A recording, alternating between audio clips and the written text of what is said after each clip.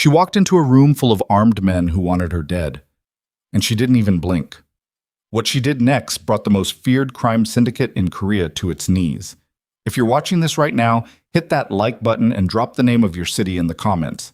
I want to see exactly how far this story has traveled. Now stay with me until the very end, because every part of what's about to unfold will leave you breathless. The first shot blew out the glass wall of the 42nd floor before anyone on the executive level of Hanseong Capital even had time to scream. It wasn't a warning shot. There was no such thing in Kang Tae-jun's vocabulary. He had sent the bullet through the outer window as a message. The kind of message that didn't require words, didn't require explanation, and certainly didn't require an appointment. The casings hadn't even finished spinning across the marble floor before his men poured out of 3 separate elevators, pistols already drawn, dark suits already spotted with rain from the streets 42 floors below. The city of Seoul roared behind the shattered glass, cold October wind whipping through the boardroom like something furious had been let loose. Tae-jun walked in last. He always walked in last. He was 41 years old, built like a man who had spent his 20s doing things that couldn't be said aloud, and his 30s surviving the consequences. There was a long, pale scar that began just below his left jawline and disappeared beneath the collar of his charcoal shirt, a souvenir from a night in Incheon 7 years ago that 3 other men had not survived. He wore no tie. His jacket was the kind of dark that swallowed light, and his face, as he stepped through the wreckage of his own making, was completely, utterly still. That stillness was the most frightening thing about him. Not the guns, not the scar, not even the reputation that preceded him through every illegal corridor from Busan to Beijing. It was the way Kang Tae-jun looked at a room, like he was already deciding which parts of it he intended to destroy. 12 executives sat frozen around the long conference table. 3 had already wet themselves. 1 had fainted against the far wall. The others were doing that specific thing that people do when they understand, at a biological level, that the wrong movement means the end. They had gone completely, breath-holding still, like animals in tall grass with a predator standing 3 feet away. Tae-jun pulled out the chair at the head of the table, sat down, straightened his cuffs. "Who touched my money?" he said. Not a question. The words came out flat, the same tone a man might use to ask what time the train was arriving. Nobody answered. The wind screamed through the broken window. He tilted his head slightly to the right. One of his men, Park Hyun, 26, fast with a pistol and faster with his obedience, moved to the executive sitting closest to the window and put the barrel of a Glock against the man's temple. The executive made a sound like a deflating tire and pressed his eyes shut so hard his whole face crinkled. 240 billion won, Tae-jun said, almost conversationally. Moved through 3 separate sub-accounts over the course of 11 weeks.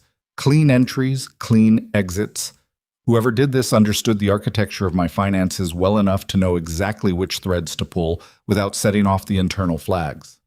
He paused, looked at his own hands. That means it was someone in this building. The executive with the gun against his head started to cry. Tae-jun's eyes moved slowly around the table.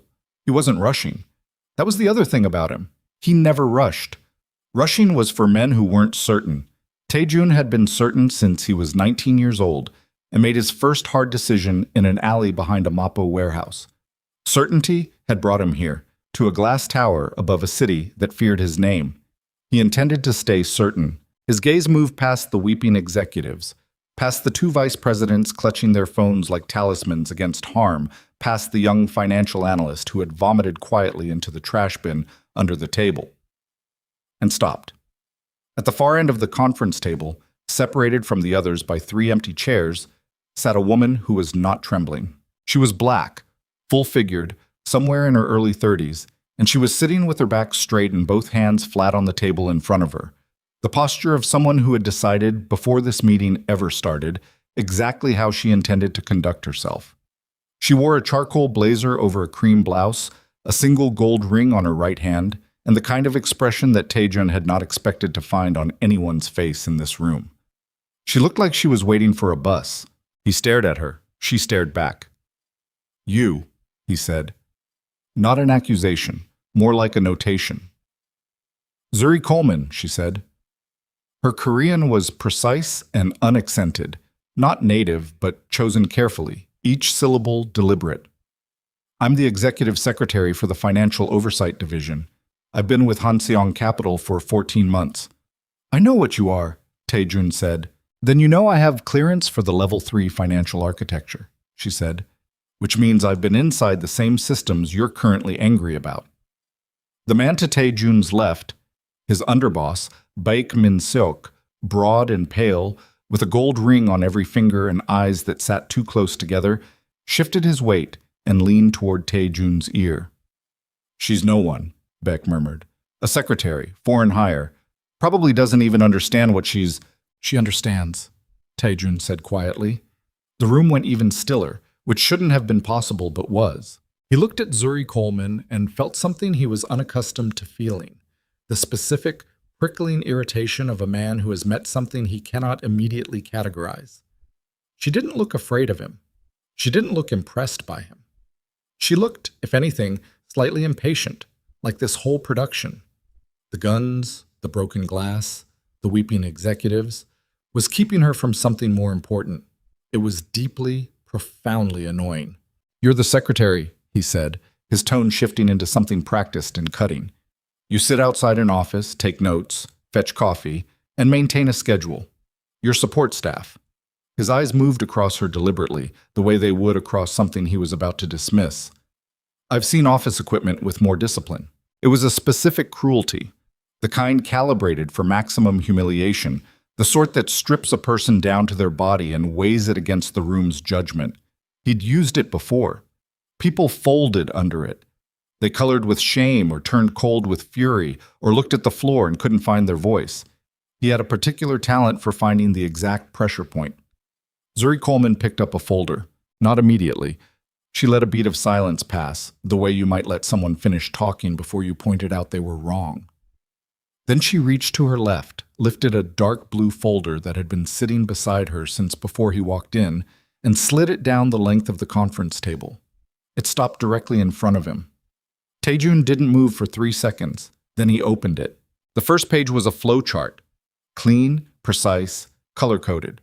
It mapped 11 weeks of internal financial movement across 47 sub-accounts, 3 shell entities registered in Singapore, and 2 logistics companies in Busan that existed on paper only. The funds moved in irregular patterns, irregular enough to avoid automated flags. But the endpoint was perfectly clear.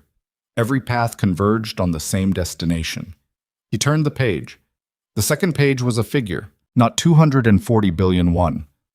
380 billion. The amount you're aware of represents the visible portion, Zuri said. Her voice was calm the way deep water was calm. Still on the surface, with significant force running underneath.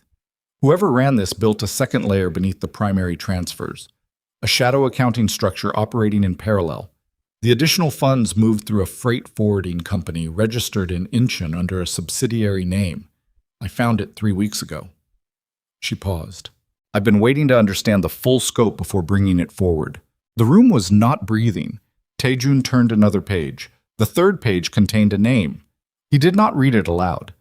He simply looked at it for a long moment, his expression unchanging, while something moved behind his eyes, something cold and methodical, like a machine completing a calculation.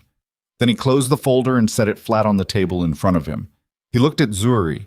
And what do you want? He said. She had clearly been waiting for exactly this question because she answered without hesitation. Double my current salary, she said. Formal authority over the financial records, not advisory, actual authority, direct reporting access, and one promise. She held his gaze without blinking. You never comment on my body again. The silence that followed was the loudest thing that had happened in that room, and it had been a loud room. Baek Min-seok made a sound that was almost a laugh. One of the other men shifted uncomfortably. The executive near the window had stopped crying and was now staring at Zuri Coleman with the expression of a man watching someone either perform a miracle or commit a very slow form of suicide. Taejun looked at her. She looked at him. Neither of them moved. And then, slowly, Kang Taejun pulled the folder toward himself, opened it to the third page, and read the name one more time. Baek Min-seok. He closed the folder. He did not look at his underboss. He looked at Zuri Coleman and said, We'll talk in private. But the office they put her in was on the 44th floor, 2 levels above the boardroom, accessible only by a private elevator that required a keycard Taijun gave her himself. It had a view of the Han River, a cold gray ribbon of water 3 miles wide, threading through the city like a scar across skin. The office was large and mostly empty, which suited her fine. She'd been working out of a cubicle for 14 months. Empty and large felt like breathing. They brought her things from her old desk within the hour. A single moving box, 2 framed photos, a notebook, a small succulent in a terracotta pot, 3 pens, and a bag of pastries she'd bought at the bakery near Hapjeong Station that morning because she always bought pastries on Thursdays, and she saw no reason the near collapse of a criminal empire should change her Thursday habits. She set the succulent on the windowsill, the pastries on the desk, and opened her laptop. She had work to do. The full scope of what she'd uncovered in those 3 weeks was worse than the folder suggested. The folder had been a summary, the clean version, stripped of the uglier details that she'd spent 10-hour nights chasing through shell company registrations and offshore transfer logs, and the particular kind of financial obfuscation that required both patience and a specific talent for holding enormous complexity in your head without losing the thread. Zuri Coleman had been holding enormous complexity in her head since she was 9 years old, doing the family's tax returns in a kitchen in Atlanta because her mother couldn't afford an accountant, and her father had left the kind of financial wreckage behind him that required someone small and careful and very, very good with numbers to clean up. She had grown up understanding that money was not neutral, that it moved with intention, that if you watched carefully enough, you could follow it back to the hand that pushed it. She had been watching carefully for 14 months. She ate a croissant and pulled up the freight forwarding company's corporate filings. The company was called Daesung Logistics Solutions, registered in Incheon 18 months ago, 2 months before Zuri arrived at Hanseong Capital, which meant the infrastructure had been in place before she was hired. That mattered. Whoever built this hadn't built it in response to anything. They'd built it in preparation, which meant the theft wasn't opportunistic. It was planned. She worked for 4 hours without interruption. Then the door opened and Kang Tae-jun walked in. He didn't knock. She noticed that. She also noticed that he walked to the window before he said anything, stood with his hands in his jacket pockets looking out at the river, and was quiet for a long moment before he turned to face her. "How did you find the second layer?" he said. "Reconciliation, inconsistency in the Busan accounts," she said, not looking up from her screen. The outgoing totals matched the expected figures, but the timing intervals were wrong by an average of 4 hours across 83 transactions. That kind of systematic deviation isn't accounting error. It's deliberate insertion. Someone was moving funds in the window between the automated daily reconciliation and the next morning's manual audit. She paused. "It's very good work, actually. If the intervals had been random instead of systematic, I probably wouldn't have caught it for another 6 months." Taejun was quiet. "You're not going to tell me I should have reported it sooner," she said. "Would that have changed when you reported it?" he said. "No." "Then it's a useless thing to say."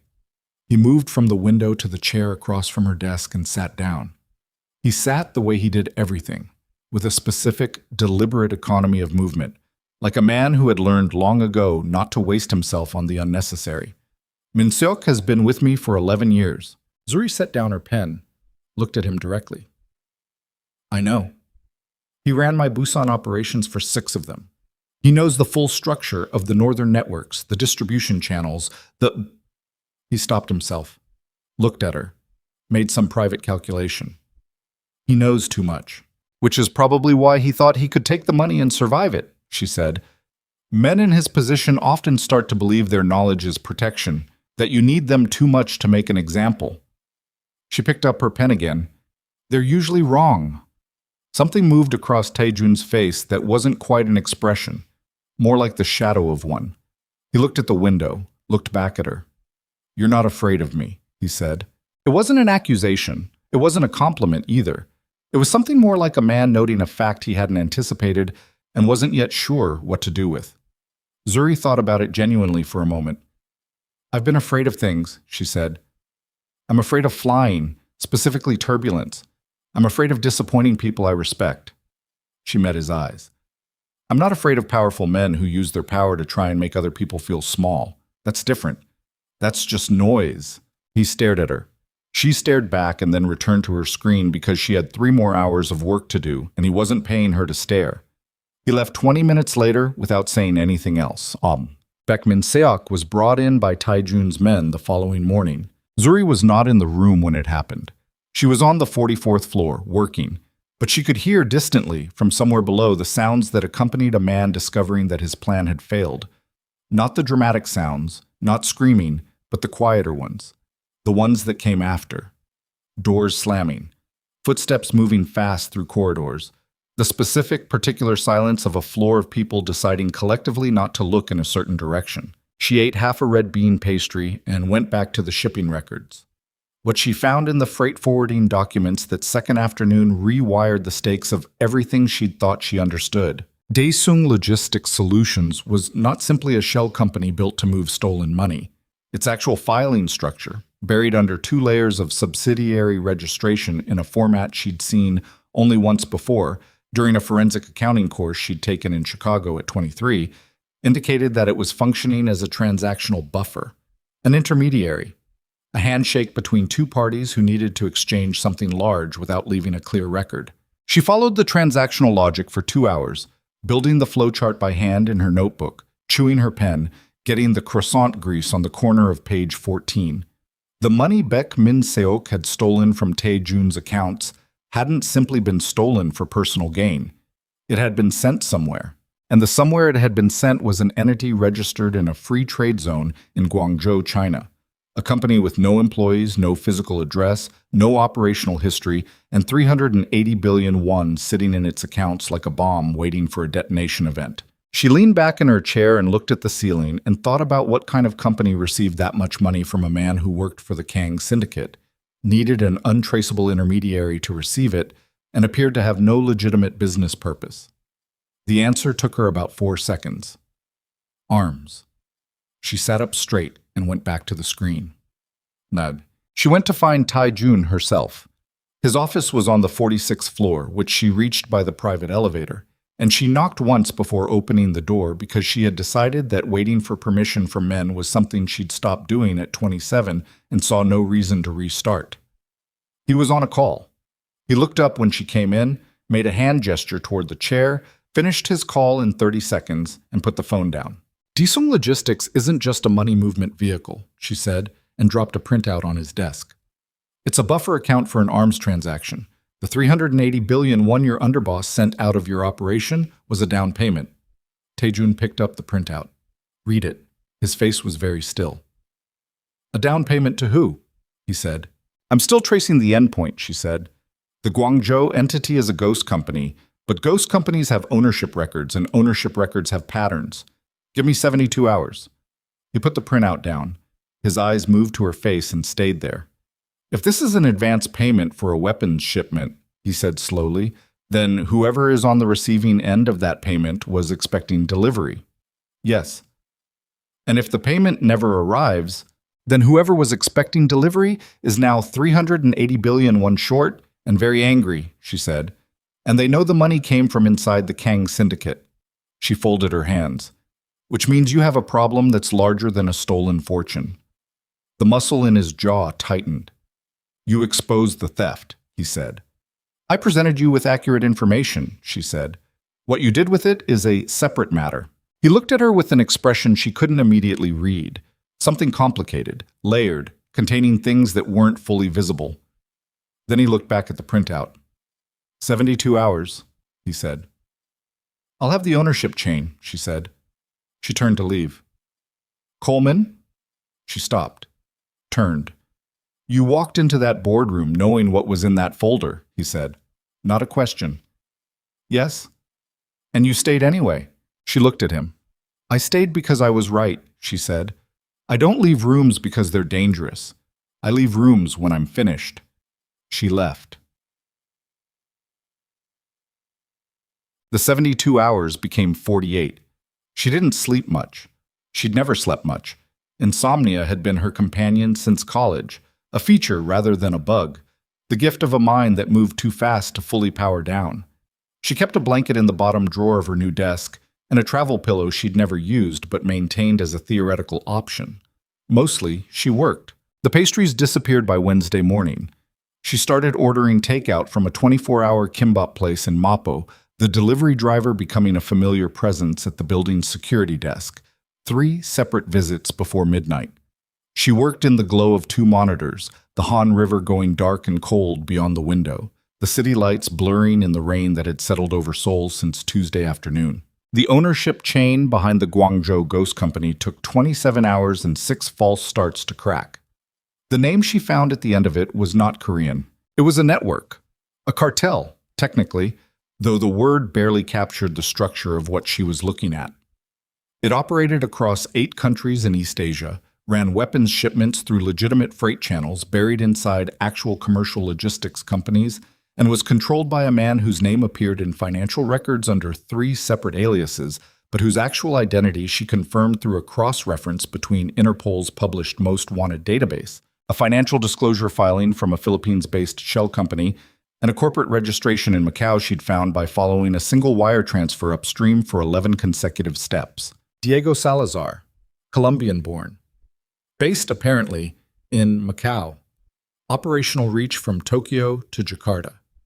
She wrote the name down on a fresh page of her notebook, circled it, and sat for a moment with the weight of what she'd found. Then she called Tae-jun's direct line.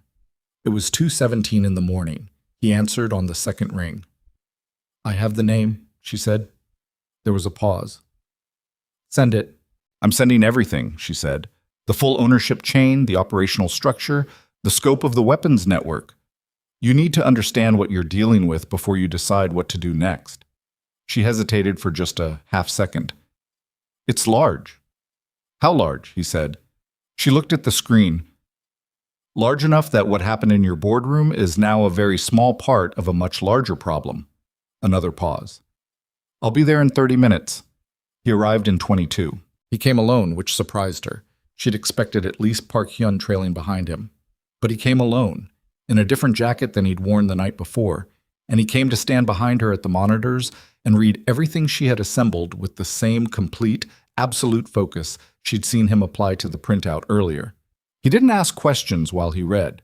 He read the way she worked. Total attention, no division of it, the rest of the room ceasing to exist. When he finished, he straightened. Salazar's operation was expecting the arms payment, he said. And now the payment has been frozen, she said. As of this morning, the Guangzhou accounts are flagged by the Korea Financial Intelligence Unit. I triggered the flag when I submitted the forensic report to the Oversight Committee. The funds are frozen pending investigation. Tae-jun went very still. You reported this to the authorities, he said. I reported the fraud, she said carefully. I submitted a forensic accounting report documenting the internal theft, which legally required me to flag the suspicious external accounts. I reported the money, not the syndicate. She met his eyes. I know the difference. He looked at her for a long moment. Salazar will know the money is frozen, he said. Yes. And he'll know it was flagged from inside Hanseong Capital. Within 48 hours, probably. The air in the room changed. Then they'll come for us, he said. She looked out at the river. They'll come for me, she said. I'm the one who found it. I'm the one who froze it. She turned back to the screen, which is why I've already started building the counter strategy. She pulled up a new window, a financial map, a different kind of flowchart, the beginning of something that looked less like an investigation and more like a trap. If they come for me, she said, I want to be ready. Tae-jun was quiet for a moment. He was standing close enough that she could hear him breathe, measured, controlled. You're not going anywhere, he said. You'll work from my private compound. I'll move your access servers there within the hour. That's a very large assumption about my cooperation, she said. It's an accurate one, he said, because you want to finish this. She looked at her screen, at the map, at the name circled in her notebook. He wasn't wrong. Fine, she said, but I'm bringing my pastries. The compound sat above the Han River, set back from the northern bank behind walls and garden terraces that looked from the street like the private estate of a legitimately wealthy man, which was, she supposed, part of the architecture of plausible deniability. Inside it was something else entirely, a hub of controlled, quiet activity, men moving through corridors with the particular economy of people operating inside a disciplined system, everything running on a logic she could feel but didn't yet fully see. Her servers were installed in a room on the second floor. Large windows, clean light, a direct line of sight to the river. She set up the succulent on the windowsill. One of Tai-jun's men brought a standing fan because she'd mentioned once that she didn't like still air. She hadn't expected him to remember. He had. She worked. And in the evenings, 2 of them now, since moving to the compound, Tae-jun came to her office for reasons that only barely had to do with business. The first evening he came under the pretext of reviewing the preliminary progress report, which took 11 minutes, and then stood at the window for another 40, looking at the river while she worked. And he said nothing, and she did not ask him to leave. The second evening he brought 2 cups of coffee. Not hers. She didn't drink coffee after 6. She'd told him that. And then seemed to register his error when she didn't take hers, and stood holding both cups with an expression that was the closest thing to awkward she had yet seen on his face. She pulled a spare mug from the top drawer and poured his second cup into it for herself, black, and drank it. He stayed for 2 hours. They talked about the investigation. They talked about the cartel's likely timeline for response. They talked, briefly, and without planning to, about how he'd started in this life. Not the beginning, not the truth of it, but the shape of it, the edges. He'd grown up in Incheon, the 4th son of a man who'd run debt collection for a local loan shark until the loan shark's enemies burned the family's home down when Tae-jun was 14. He said this the way you say things that happened long ago and at great distance, not for sympathy, but because it was context, and he was a man who valued accurate context. She listened without performing sympathy. He seemed to notice that and to appreciate it in the way that people appreciate things they don't know they've been missing. She told him in return about Atlanta, about the tax returns, about the specific pressure of being the person in a family that everybody depended on, the organizer, the fixer, the one with the head for numbers, before she was old enough to understand that this was a weight, not just a talent. He listened the same way she had, without performing understanding, just quiet, present. It was strange to find it here, in this room, with this man. By the 3rd evening, she had traced enough of the cartel's financial structure to begin constructing the trap in earnest. By the 4th evening, she had a draft of the counter-strategy ready. By the 5th evening, Tae-jun was sitting across from her desk at 10:30 at night, watching her eat a custard bun with the expression of a man who had forgotten what it felt like to be somewhere he didn't need to manage. "I insulted you," he said, out of nowhere, in the boardroom. She looked up. "I insulted you," he said again, "because you were the only person in that room who wasn't afraid of me, and I didn't—" He stopped, something working through him, some old mechanism resisting. "I didn't know what to do with that." She looked at him for a moment. "You were threatened by someone you didn't understand," she said. "It's a common response. I'm telling you it won't happen again." "I know it won't," she said. "I made that a condition of my employment." The corner of his mouth moved. She went back to the custard bun. He started to say something else. And then the window on the south side of the room exploded inward. The sound was enormous, glass everywhere. The cold October night pouring into the room with the force of something deliberate and violent. Zuri was out of her chair and behind the desk before she'd consciously decided to move. Instinct, some wiring she hadn't known she had, she was on her knees on the hardwood with her hands over her head. A figure came through the broken window, then another. Not assassins from outside, wrong floor, wrong angle. They'd been in the building, inside the compound. Tae-jun was on his feet. The first figure raised a silenced pistol, and she recognized the hand holding it, the ring on every finger, the pale skin. The eyes set too close together. Baek Min-seok. He had escaped. He was here. And the gun was not pointed at Tae-jun. It was pointed at her. "It was her," Baek Min-seok said, breathing hard, something broken in his voice, something that had been a plan and had come apart. "She's the one who found it. She's the one who froze the accounts. Salazar's people are going to come for all of us unless—" "Min-seok," Tae-jun said. His voice was perfectly flat. "Unless I bring them her head." The shot went off, but Tae-jun had already moved. He was between Zuri and the gun before the hammer fell. He hadn't thought about it. She could see that. It was the same instinct that had put her behind the desk. And the bullet meant for her struck him in the left side, high on the ribs, and the sound he made was not a scream.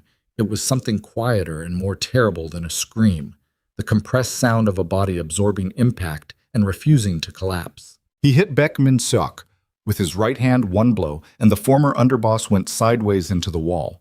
The second man with him raised a weapon, and Park Hyun, who had appeared from the corridor with two other soldiers, ended that conversation decisively. Tae-jun dropped to one knee. Zuri was beside him before she knew she was moving. Her hands on his side, feeling for the wound, the blood already soaking through his shirt, his breathing rough and close and alive. "How bad?" she said. "I've had worse," he said, and his voice was steady, which she chose to believe. "Min-seok, Park." One word. Park Hyun nodded. She understood not to ask further.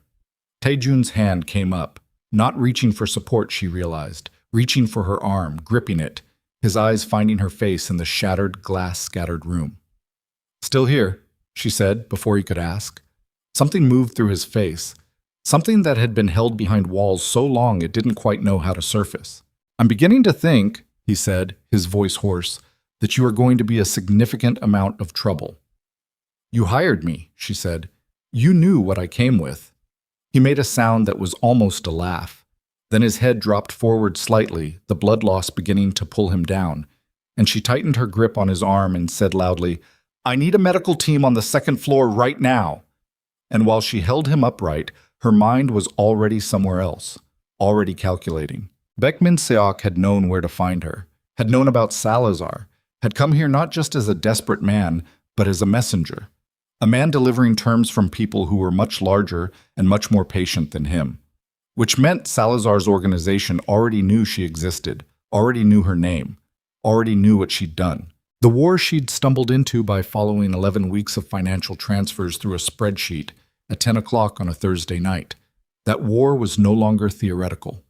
It was here, in this room, in the blood on her hands, and the glass on the floor, and the man leaning against her shoulder, breathing carefully through gritted teeth. She looked at the broken window, at the city spread beyond it, glittering and cold. Diego Salazar was out there somewhere, patient, resourceful, and now pointed directly at her. She had frozen his money. He would not forget that. And she was beginning to understand, with the very particular clarity of a woman who had spent her whole life being underestimated, that understanding her enemy completely, every financial nerve, every operational artery, was the only weapon she had.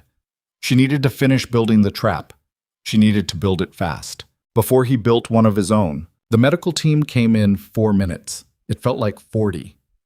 Zuri kept her hand pressed against Tae-jun's side, her palm flat over the wound, her blazer already soaked through on the left cuff. And she did not look at the blood, and she did not calculate how much of it there was, because that number would not help her right now, and she had learned a long time ago to refuse information that couldn't be acted on.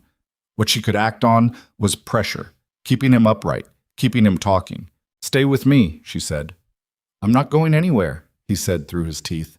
"That's what people say right before they go somewhere." He made the almost laugh sound again, then winced hard. "Stop being funny." "I'm not being funny. I'm being accurate." Park Hyun was at the door, speaking in rapid, low Korean into his phone, his eyes moving constantly between the corridor and the room. Two of Tae-jun's soldiers stood over Baek Min-seok, who was on the floor against the far wall, conscious but not moving. His nose broken from Tae-jun's single blow, both hands zip-tied behind him. He was staring at the ceiling with the expression of a man who had spent 11 years building something and watched it come down in a single evening. Zuri did not look at him for long. She had already decided what Baek Min-seok was. Information. She would extract what she needed from him and file the rest away. The medical team, 2 men, private, the kind that asked no questions and carried no paperwork, got Tae-jun onto a stretcher and out of the room in under 6 minutes. He went without argument, which told her the wound was worse than he was performing. He was a man who won arguments by instinct and occupation, and he didn't argue. He just looked at her once, from the stretcher, before they took him through the door. She looked back. Then she turned to Park Hyun. "I need 30 minutes alone with Min-seok," she said. Park Hyun stared at her. "He came here with a message," she said. I want to hear the rest of it. That's not how we... I know how you handle it, she said. I'm asking for 30 minutes first. If I don't get what I need in 30 minutes, he's yours. Park Hyun looked at the door Tae-jun had just gone through, looked back at her. He was 26 years old and fast with a pistol and had grown up inside the syndicate's junior ranks and had probably never in his operational life taken instruction from a woman who wasn't in the room. She could see the calculation happening behind his eyes, the specific discomfort of authority arriving from an unexpected direction. He said, Park Hyun started. He said to keep me safe, she said. I'm safe. 30 minutes. He stepped out. She pulled a chair to where Baek Min Seok was sitting on the floor, turned it backward, and sat with her arms across the back of it, 3 feet from his face. He looked at her with something that was beyond hatred, something that had started as hatred and burned through it into something raw. Desperation, maybe. The specific desperation of a man who had run a plan all the way to the end and found nothing waiting there. You didn't need to tell him it was me, Baek Min Seok said. His voice was thick from the broken nose, wet around the edges. You could have presented the forensic report without the name. I presented accurate information, she said, that included your name. You didn't know me. You had no reason to. I had the financial records, she said. They were the reason. He looked at her with 11 years of loyalty curdling into something unrecognizable. Do you understand what you've done? He said. Not to me, to him, to all of us.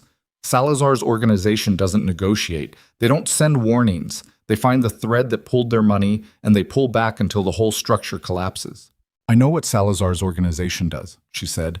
I've spent the last 4 days reading their financial architecture like a book, which is why I need you to tell me what you know about their operational timeline. He laughed. It was a wet, broken sound. You froze 380 billion won in advance payment for a weapons shipment. Do you know what that shipment was for? She waited. Expansion, he said. Salazar's been moving into East Asia for 3 years. The Kang Syndicate was supposed to be the anchor. Min Seok was supposed to be... I was supposed to be the inside contact, the liaison. When Salazar's network established itself in Korea, I would have been positioned to... He stopped. It doesn't matter anymore. No, she agreed. It doesn't. Tell me about the timeline. He looked at the floor. The shipment was scheduled for delivery in 6 weeks. When the payment didn't clear, Salazar's people flagged it within 48 hours. That was... He counted backward, visibly, painfully. That was 3 days ago. They've already sent a team. Zuri went still. What kind of team? She said. Salazar doesn't use his own people for collection actions. He contracts. There's a group. They operate out of Bangkok primarily. They take acquisition contracts. He looked up at her. They're already in Seoul. Have been since yesterday. She stood up. The chair scraped against the hardwood. How many? She said. I don't know exactly. 6, maybe 8. Enough. She went to the door, opened it. Park Hyun was standing directly outside with 2 soldiers, listening to every word through the gap he'd left, which she had expected. You heard, she said. He nodded. His face had changed. The discomfort of authority was gone, replaced by the specific focus of a soldier receiving intelligence in real time. He already had his phone out. He says there's a team in Seoul, she said. Already placed. I need to get back to my servers immediately. Everything I've been building for the last 4 days needs to accelerate. We're moving you to a secure room. I need my servers, she said. Not a secure room. Move the servers to wherever you're putting me, all of them. He hesitated. Park, she said, and her voice was not loud, but it was very clear. I am the only person in this building who understands the complete financial architecture of what we're dealing with. You need the servers where I am. I am not a person to be stored somewhere while men with guns make decisions. I am the decision. He moved. They set her up in an interior room on the 3rd floor. No windows, reinforced door, a backup generator hardwired to a separate circuit. Her servers came in on a rolling cart within 20 minutes, 4 soldiers forming a loose cordon around the cart in the corridor, as if the machines themselves were a person being protected. She rebuilt her workstation in 11 minutes. Faster than she had in the office, faster than at the compound when she'd first arrived. the muscle memory of repetition making her hands efficient and certain. Then she went back to the financial map. It was enormous now. What had started as a flowchart of internal Hanseong accounts had grown across 4 monitors into something that looked more like the nervous system of a living thing. Hundreds of nodes, 37 shell entities, 17 offshore accounts across 9 jurisdictions.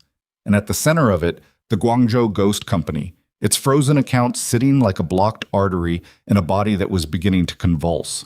She needed to understand how Salazar's organization would move when it moved. Not just operationally.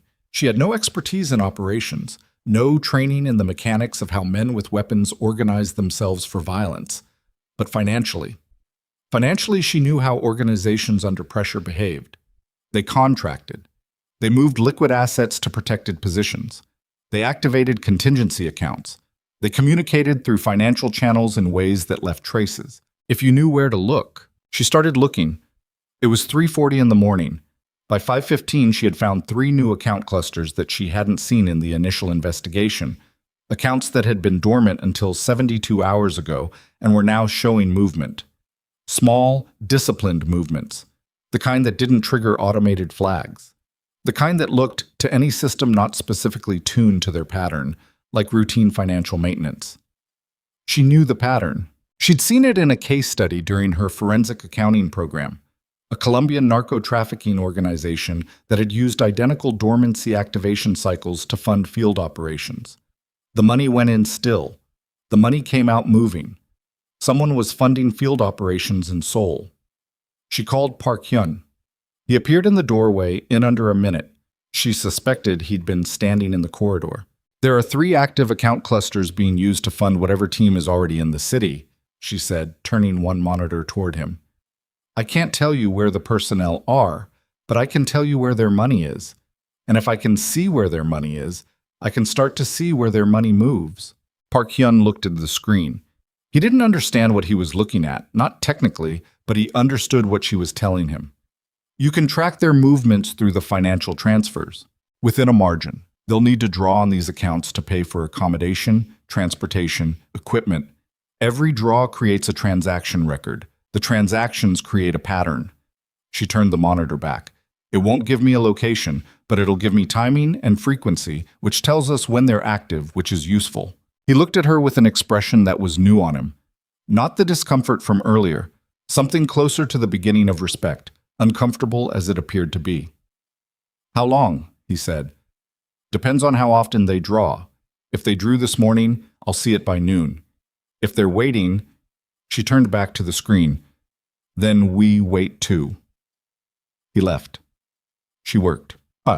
Taejun came to her at 7 in the morning. He came on his own, which meant he'd overruled his medical team on the question of bed rest, which did not surprise her. He was pale and moving carefully, favoring his left side, the way a person moves when they've calculated precisely how much motion they can produce before the pain becomes a signal they can't ignore. He was wearing a clean shirt. Someone had brought him a fresh one, and the left side of it was already faintly stained at the hem where the bandaging had seeped. He came to stand behind her at the monitors. He looked at the map. They're in Seoul, he said. Not a question. He'd been briefed. 3 operational account clusters, activated 72 hours ago. I've been watching the transaction pattern since 5 this morning. She pulled up the activity log. They drew at 6:42. Relatively small amount. Transportation, probably. Or food. Operating costs. He leaned over her shoulder to look at the screen. She was aware of him, the warmth of him, the controlled breathing, the particular gravity of a man in pain who was refusing to perform it. She kept her eyes on the screen. How many of my people know you found this? He said. Park Hyun, whoever he told. I'll restrict it to Park and 2 others, he said. She paused, turned to look at him. You think there's another leak? I think Min Suk didn't build an 11-year relationship with an international cartel in complete secrecy, he said. I think he had help. His jaw was tight. I think someone in my organization is still communicating with Salazar's team. The air in the room changed. She turned back to the screen, but her mind was moving in a new direction now, mapping it. The specific paranoid geometry of a compromised organization. where every person became a potential conduit, every communication a potential exposure. Then we have to assume they know we're tracking the accounts, she said. Yes. Which means they may switch methods. Yes. Which means my tracking advantage has a limited window. She picked up her pen, started writing. I need to extract as much pattern data as possible in the next 12 hours before they figure out they're being watched and go dark. What do you need? He said. Quiet, she said, and more pastries. I finished the last of them at 4 a.m. He was quiet for a moment. Then, almost against his will, Park will bring you something. Thank you. He didn't leave. She worked and he stood behind her, and the silence between them was not the silence of two people ignoring each other. It was something else. Something with texture and weight, the specific silence of two people who have spent several days inside the same crisis and have arrived, without planning to, at the point where each other's presence is a functional component of the ability to keep going. You should be lying down, she said, without looking up. I've been lying down for 2 hours, he said. It's not useful. Being upright and in pain is less useful. I decide what's useful, he said. She turned around in her chair, looked at him directly. He was more pale than he had been, the color that pain pulls from a person over time, the slow drain of it. His eyes were sharp, still, but there were shadows beneath them that hadn't been there last week. Sit, she said. She pulled the spare chair from against the wall, pushed it toward him. You don't have to be in the corridor to be in the fight. Sit here. Look at the screens with me. But sit down before you fall down, because if you fall, I'll have to stop working to catch you, and that will cost us both. He looked at the chair. That is not how anyone speaks to me, he said. I know, she said. Sit down anyway. He sat down. They worked like that for 2 hours, side by side, her fingers moving across the keyboard and he reading the screens and occasionally asking questions that were precise and operationally useful and revealed, despite everything he was and everything that had built him. A genuinely sharp analytical mind working behind the violence of his reputation. She showed him the full cartel architecture. He showed her in return what he knew of Salazar's operational history in Southeast Asia.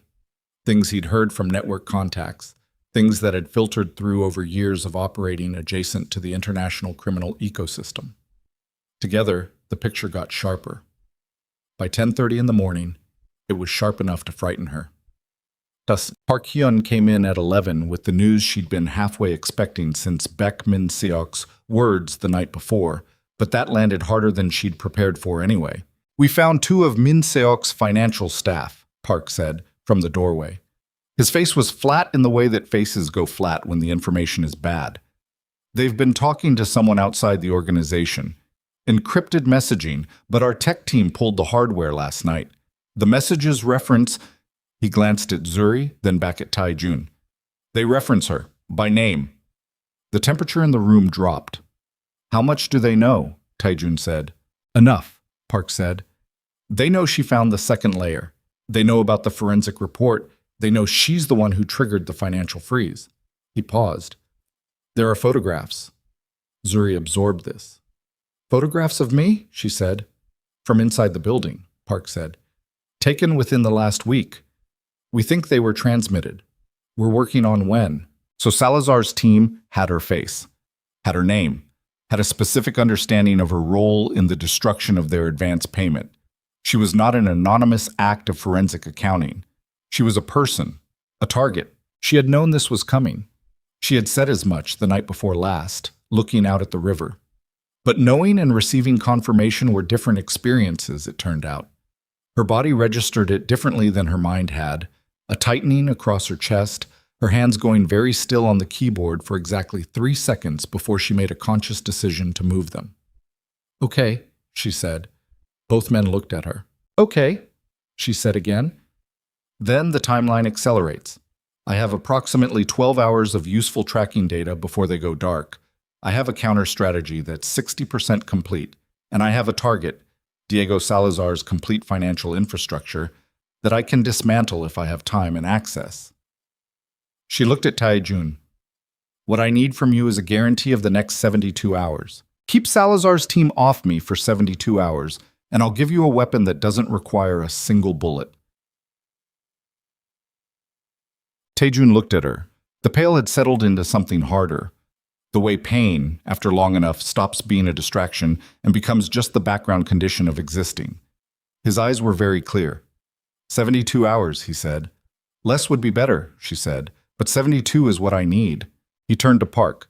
Double the perimeter. Rotate shifts every 6 hours. Nobody enters this building without my personal clearance. He paused. And find whoever else Min Seok was using. All of them. Tonight. Park nodded and was gone. Taejun turned back to Zuri. There is something you should know, he said. His voice was different, careful, the way it got when he was navigating something he didn't usually navigate. What you're doing, what you've been doing since you walked into that boardroom. Nobody in my world operates the way you operate. He held her gaze. I've had accountants, analysts, advisors, people very good at specific technical things. None of them, he stopped himself. None of them would have stayed in the building last night. After Min Seok came through that window, they would have run. Running seemed less efficient, she said. That's not why you stayed. She was quiet for a moment. No, she said. It's not. He held her gaze for another second, and whatever was in his was too layered to name, and she turned back to her screens before she spent too long trying. 72 hours, she said. Let me work. Ahmad. The storm came in from the west at 7 that evening, the kind of storm that Seoul got in late October. Heavy, cold, relentless. The rain coming in on an angle that meant it got into everything, rattled the reinforced windows, turned the compound's exterior lights into blurred halos behind sheets of water. She was still at the monitors.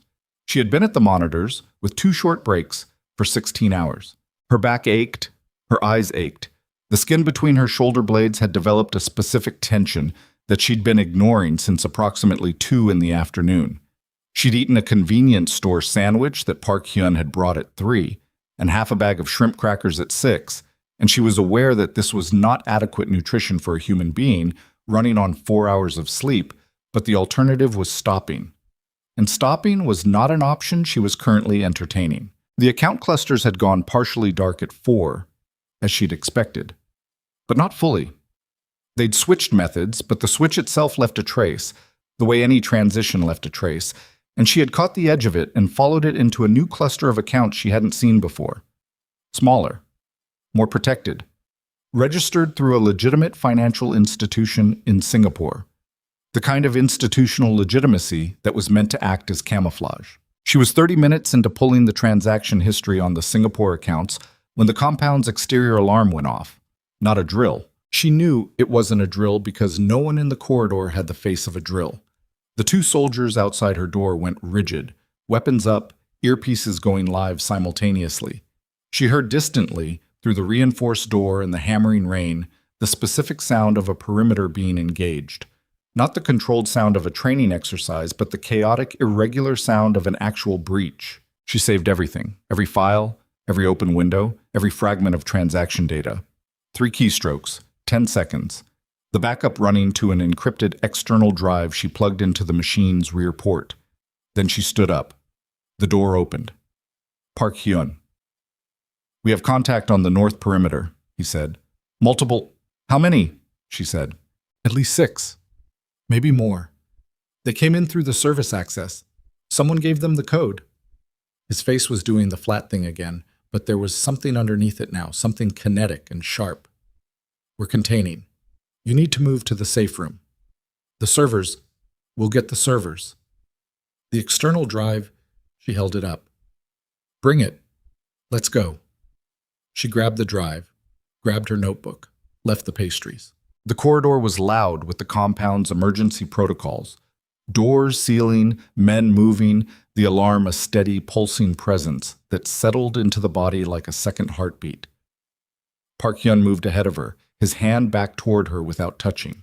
A guide, a pace setter, not a grip. She followed close, her flats loud on the hardwood, the notebook pressed against her chest. They were halfway down the corridor when the south side of the building shook. Not a gunshot. An impact. Something structural. The overhead lights flickered, held, flickered again. Park Hyun stopped. His hand went up. She stopped behind him. From somewhere below them, through the floor, through the storm, through the alarm. A sound she hadn't heard since the boardroom, a week ago, but recognized immediately with her whole nervous system. Gunfire. Not a warning shot, not a single discharge, a sustained exchange. Taejun was down there. She knew it before Park Hyun confirmed it. Knew it the way you know things about people you've spent 6 days inside a crisis with. The specific knowledge of how a person moves toward danger instead of away from it. The absolute certainty that Kang Taejun, shot 20 hours ago, currently on medical instructions to remain stationary, was somewhere on the lower floor of this building doing the exact opposite of remaining stationary. "He went down," Park Hyun said, into his earpiece, his voice flat with the specific frustration of a man confirming something he was not surprised by. "He left his room 20 minutes ago." He looked at her. "He went down to the security floor when the alarm activated." "Of course he did," she said. She looked at the stairwell door, looked at Park Hyun. "Get me to the security floor," she said. "My instructions are to get you to the safe room." "Your instructions are to keep me functioning," she said. "I am not functional in a safe room. I am functional next to my servers, which are on the second floor, adjacent to the security station, where I can continue to track Salazar's financial movements in real time while your people handle the breach." She held up the external drive. "Everything I've built is on this. I need to plug it back in. I need to keep working. The breach is a distraction. The financial tracking is the actual weapon." Park Hyun's jaw tightened. From downstairs, another sustained exchange, closer, this time, moving up. "Now," she said. They went. The second floor was controlled chaos. Soldiers moving in coordinated pairs. The security station active with monitors showing the compound's exterior cameras.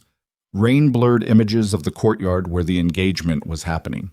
She could see, on the leftmost monitor, at least 4 figures moving through the north garden in tactical formation, and Taejun's men pushing back from the main entrance. And there, on the third monitor, slightly out of frame, barely visible in the blurred rain at the garden's eastern edge, a figure she almost missed. She didn't miss it. She grabbed the soldier at the security station by the arm. "That monitor," she said. "Zoom in, eastern garden. There's a figure behind the water feature." He zoomed. The figure came into focus. Dark clothing, earpiece visible, one hand pressed to the garden wall, and in the other hand, not a weapon, a phone.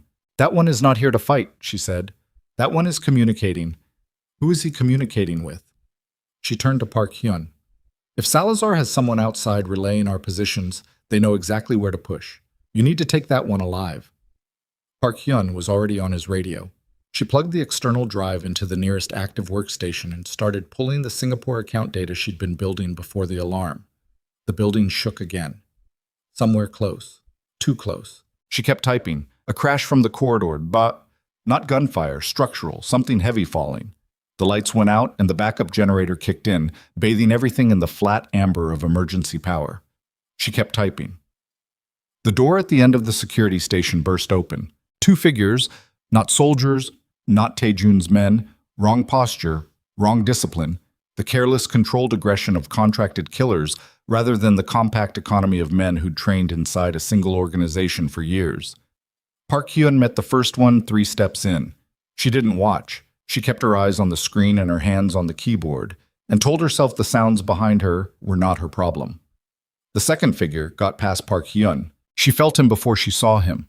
The displacement of air, the specific vibration of someone moving fast toward her back.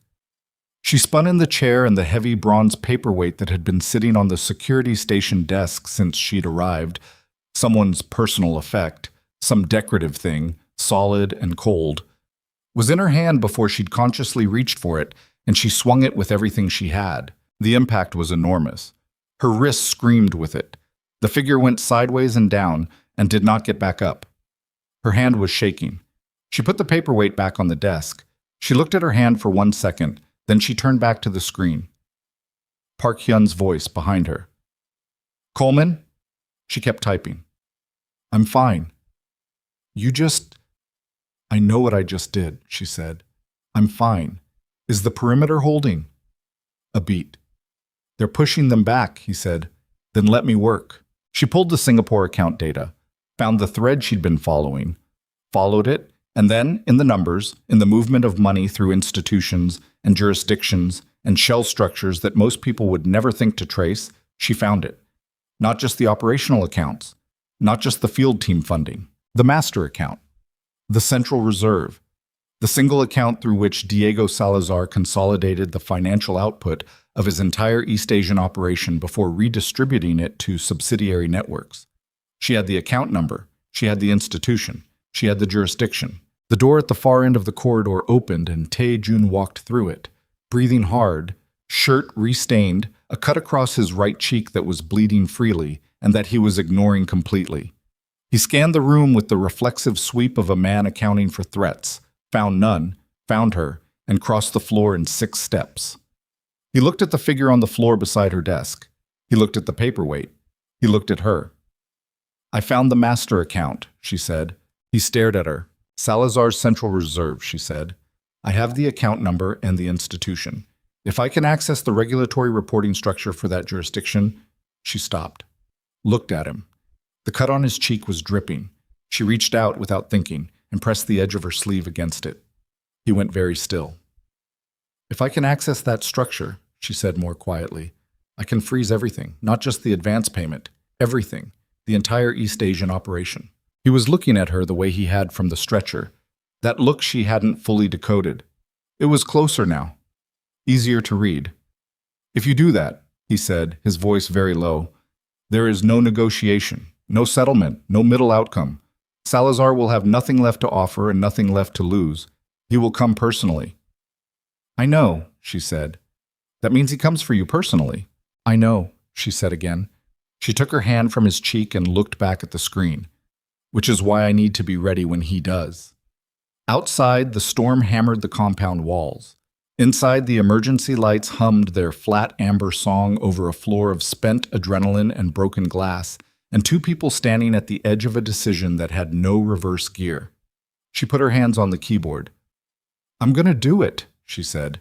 He didn't tell her not to. She hit enter.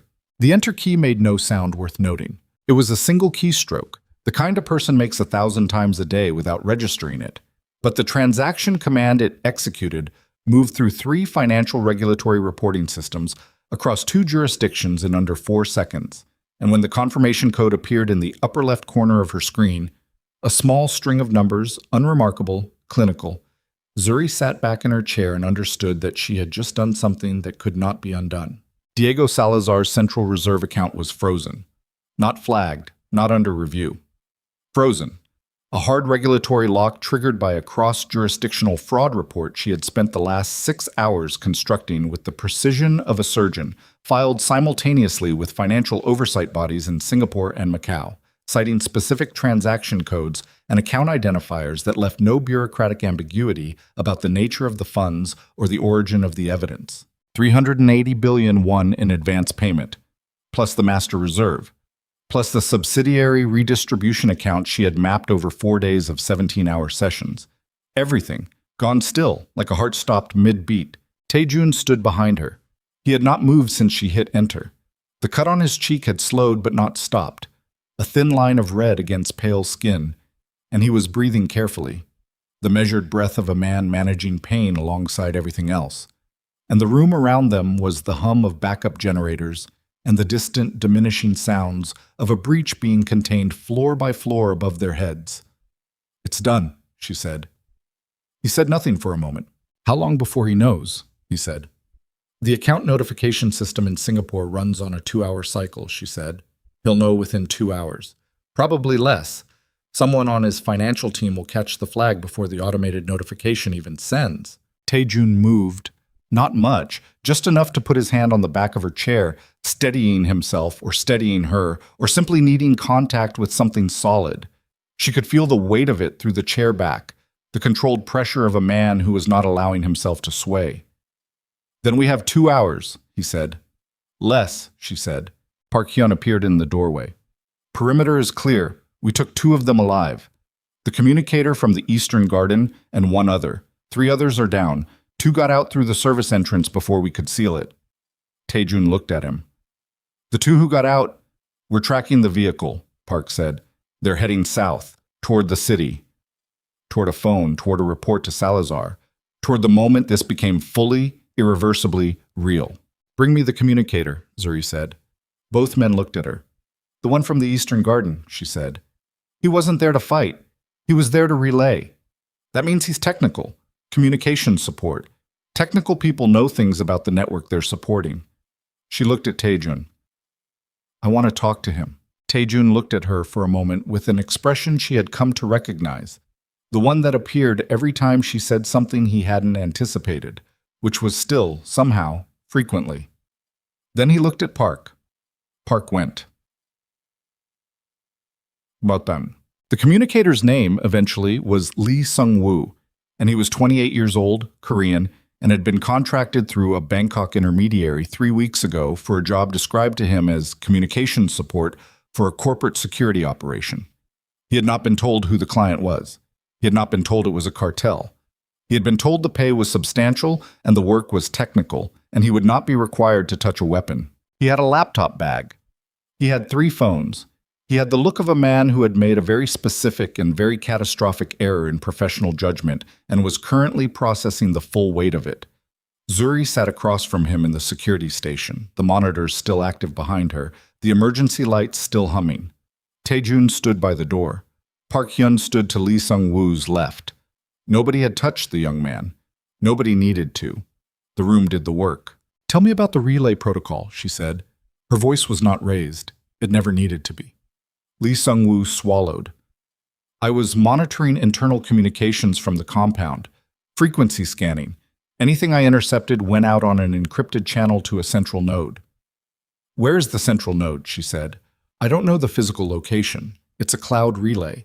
The data doesn't go to a fixed address. It routes through what infrastructure, she said.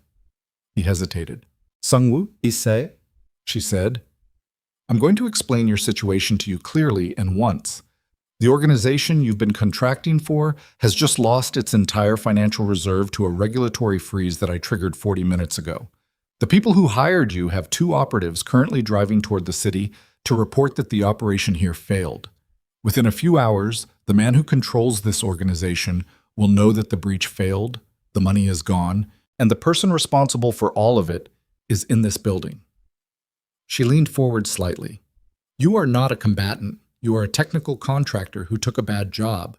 I have no particular interest in what happens to you.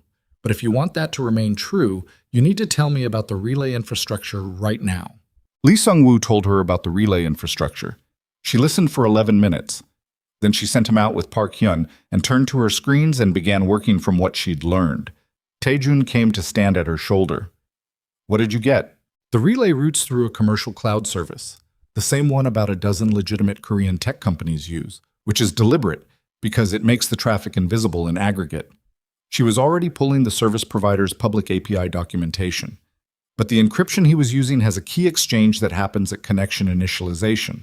If I can intercept the key exchange on the next connection attempt, can you do that? He said. Not directly, she admitted, but I know someone who can. She picked up her phone. I need to make a call. He looked at the phone. A former colleague, she said, from Chicago.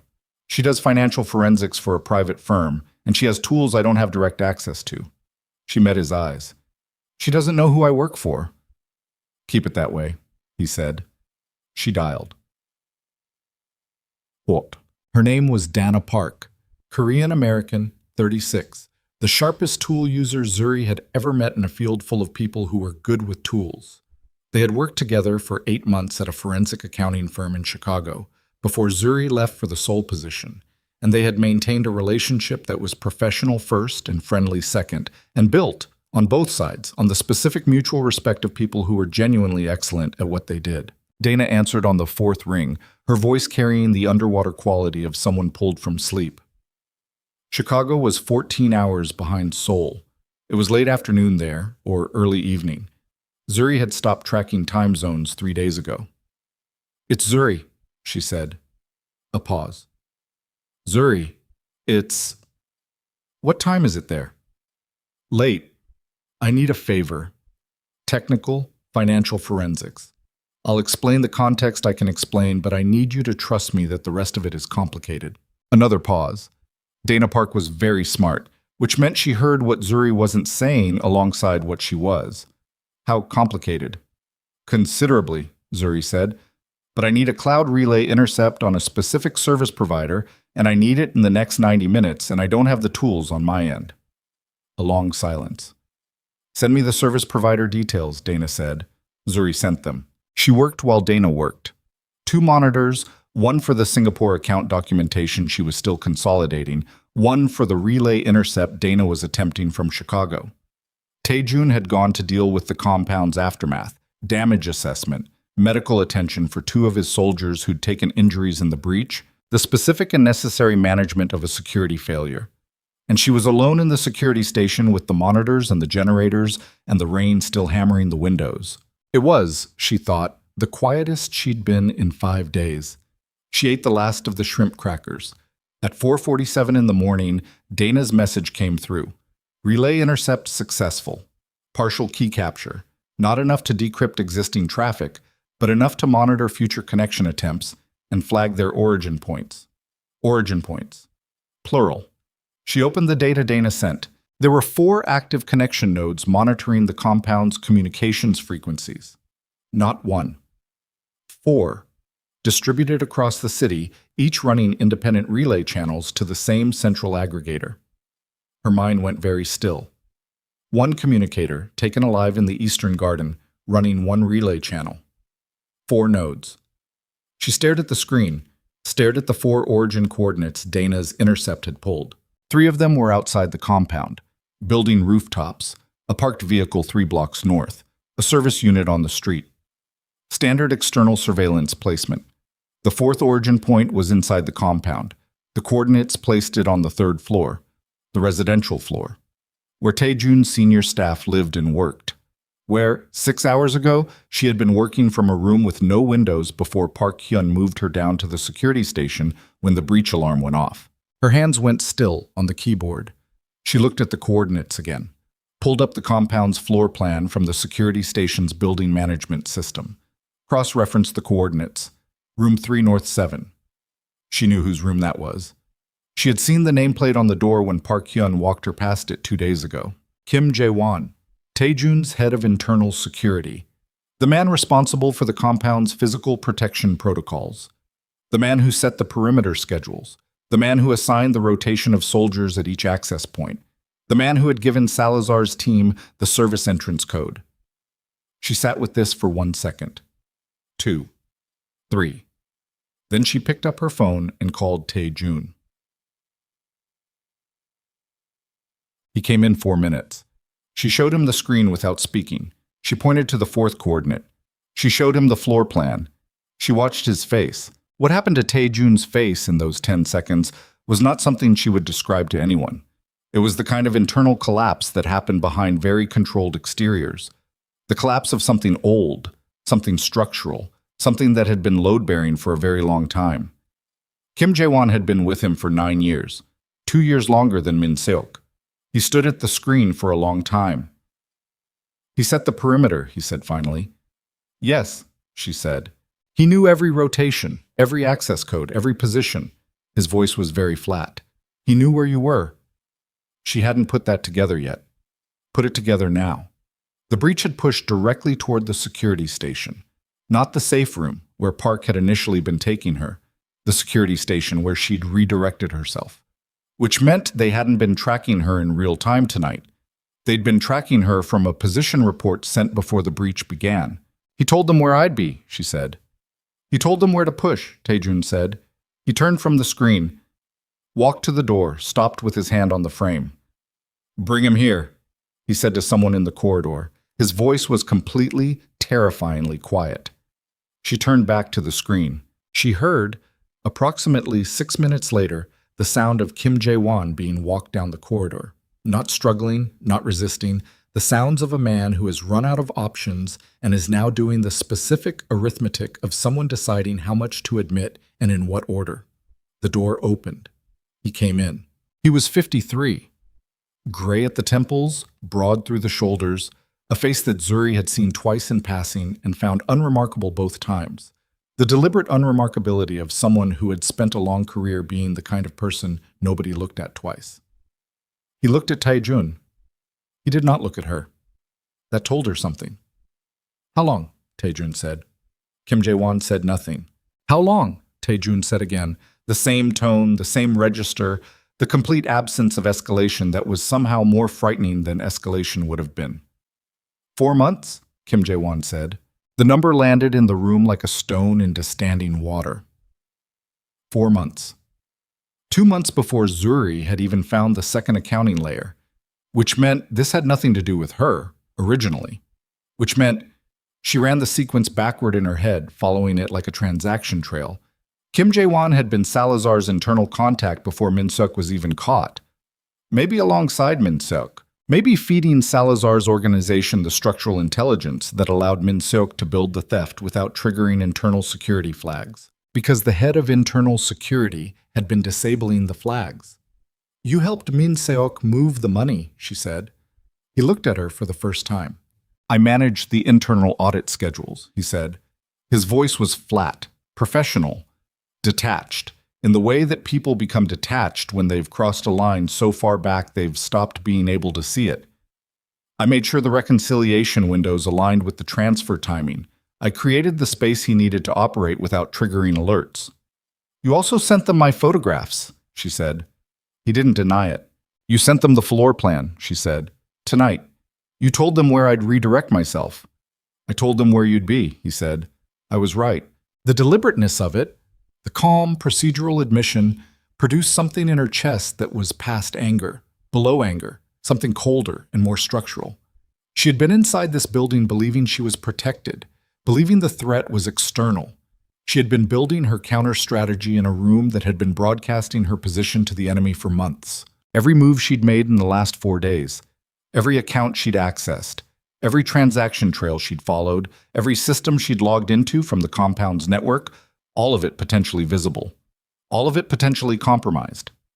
She turned back to her screens, her mind moving very fast now, through implications, through damage assessment, through the questions she needed to answer immediately. How much of what she'd built was burned? Get him out, she said.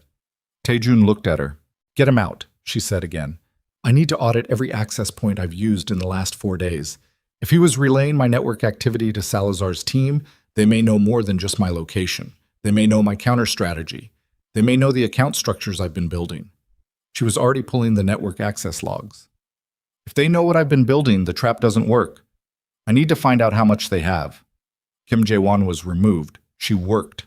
It took 2 hours and 40 minutes and 3 cups of tea that Park Hyun brought without being asked. She had not known he knew she drank tea, and filed this away as evidence that Park Hyun was considerably more observant than he appeared. What she found was worse than she'd feared, and not as bad as she'd dreaded, which put it in a specific category of terrible that she had no clean name for. The relay had been active for 4 months, but its bandwidth was limited. The encryption protocols Kim Jae-won used were high security but low throughput, designed for text and small data packets. They could carry position reports, personnel information, communication intercepts.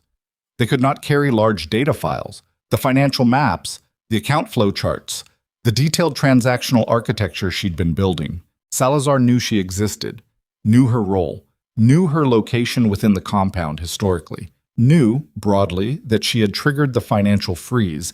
He did not know what she'd built. He did not know the trap. But she had hit enter 8 hours ago. The master account was frozen, and in those 8 hours, with 2 operatives heading south toward the city to report the failed breach, Salazar had received enough information to understand one thing with absolute clarity. She was the weapon, not Taejun, not the syndicate. Her. The woman with the forensic accounting tools and the access to regulatory frameworks across 3 jurisdictions. She was the thing that had destroyed his advance payment, frozen his reserve, and dismantled the financial infrastructure of his East Asian expansion. She was the target, not because she was easy, because removing her removed the weapon. She sat back in her chair and looked at the ceiling and thought about that. Taejun came back at 7 in the morning. She heard his footsteps in the corridor before the door opened. She had cataloged his walk over the last week, the particular rhythm of it, the slight adjustment he was making now to compensate for the wound in his left side. He came in and stood at the monitors and looked at what she'd pulled up. The damage assessment, the relay bandwidth analysis, the conclusion she'd mapped in a flowchart on the leftmost screen. He read it in silence. The trap is still intact, she said. The financial architecture is still viable. He doesn't know what I've built. She paused. But he knows I built something. And he knows the only way to stop it is to stop me. Then we keep you protected, Tae-jun said. You can't, she said. Not the way you have been. He looked at her. Kim Jae-won was your head of internal security, she said. He designed your protection protocols. He knew every layer of the compound's defense architecture. He's been feeding that information to Salazar for 4 months. She looked at the screen. I don't know what else he gave them. I don't know what other internal contacts Salazar has in your organization. I don't know which of your men are clean. She turned to face him directly. And neither do you. The room was very quiet. What are you saying? He said, but he already knew. She could see that he already knew, and that the knowing was something he was managing with the same controlled stillness he applied to everything. A stillness that was not absence of feeling, but the iron architecture of a man who had trained himself to process feeling in private and act on it in public only when the action was perfectly calibrated. I'm saying the compound is compromised, she said. I'm saying staying here is staying inside a structure whose integrity I can't verify. I'm saying that Salazar now has every incentive to come directly for me. And if he comes for me here, in this building, among people whose loyalty has just proven corruptible, she stopped. Let the sentence find its own end in the silence. The next move can't come from this building. He was quiet for a long moment. Where? He said. She had been thinking about this since the relay bandwidth analysis, since the moment she understood the shape of the compromise. Since, if she was honest, some cold and operational part of her had started planning the next stage the moment she hit enter 8 hours ago, and accepted that there was no reversing it. Somewhere Salazar's people don't have coordinates for, she said. Somewhere clean. Somewhere I can finish building what I started. She looked at him. And somewhere we can control the terms of the final engagement, because he's going to come. Not a contracted team this time. He's going to come himself, or send someone with actual authority. The money is gone. The expansion is gone. The only thing left for him is the reason it's gone. Tae-jun looked at her for a long time. In the flat amber emergency light, with the rain still running down the exterior walls and the generators humming their patient mechanical note, he looked like a man who was standing at the edge of something vast and had already decided to step off it and was simply completing the internal calculation of how. I have a location, he said. Is it clean? She said. 3 people know it exists, he said. None of them are Kim Jae-won. She turned off the secondary monitors, unplugged the external drive, picked up her notebook, 14 pages of transaction analysis, flowcharts, account identifiers, the skeleton of the trap she was still building. She looked at the room, at the security station, at the screens going dark one by one. Park Hyun appeared in the doorway. He looked at her, looked at Tae-jun, read the room with the accuracy of a man who had been reading rooms under pressure for most of his adult life. When do we move? He said. Now, Tae-jun said. They moved. Wait. The location was a private residential property 40 minutes north of the city, set back from a secondary road behind trees that had been old when Tae-jun was born. The house was not large. 4 rooms, functional, the kind of place that existed to be invisible. No compound walls, no visible security architecture, nothing that read as belonging to anyone important. A kitchen with a table, a room with a cot, a second room with a desk and a power outlet, and within 90 minutes of arrival, her servers. She set up the succulent on the windowsill. She did not bring the pastries. She had forgotten them again in the move. She was beginning to accept that pastries were not something she was allowed to have during active crises. Tae-jun stood in the doorway of the room while she rebuilt the workstation. His shirt had been changed at some point in the compound. Someone had brought him a fresh one, dark gray, and the wound dressing under it was clean. The cut on his cheek had been properly closed. He looked in the thin morning light coming through the room's single window, exhausted in a way that had nothing to do with the physical wounds and everything to do with what 9 years of loyalty had just turned out to mean. She didn't address it. It wasn't addressable, not with words, not yet. I need 12 hours, she said, plugging in the last server cable. Maybe less. The financial trap is 70% built. If I can complete the remaining architecture and get the evidence package to the right regulatory bodies in the right sequence, The entire East Asian operation collapses without anyone needing to fire a weapon. And Salazar, he said, Salazar will be standing in the rubble of everything he built, she said, with authorities in 3 jurisdictions looking directly at him. She turned to the screen. But we need the 12 hours. I'll give you the 12 hours, he said. You can't promise that, she said. You don't know what he's going to do. No, he said. But I know what I'm going to do. She looked at him. Finish it, he said. She turned back to the screen. She had been working for 20 minutes when her phone, sitting face up on the corner of the desk, lit with an incoming message. Unknown number. A sole prefix. She picked it up. The message was 4 lines. No introduction, no name. You have something that belongs to my organization. I have something that belongs to yours. There is a woman named Dana Park in Chicago who was very helpful to you this morning. She is currently our guest. If you would like her returned in the condition in which she was found, I suggest we meet in person to discuss the return of my funds. 48 hours. I will send the location. DS. Zuri read the message once. Read it again. Set the phone down on the desk very carefully, the way you set down something fragile when your hands are not reliable. Dana. Dana Park, who had answered on the 4th ring at whatever time it was in Chicago, and trusted her without the full context because she knew Zuri's professional judgment and had never had reason to question it.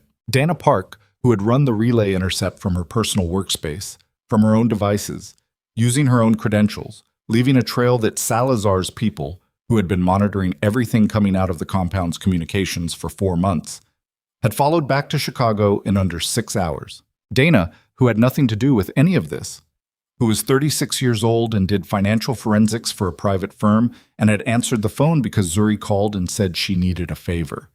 She picked up the phone again, looked at the message, put it back down. Her hands were not shaking. She noticed this with a distant clinical awareness. The stillness of hands in the moment when the ground drops away entirely and the body hasn't caught up to the fall yet.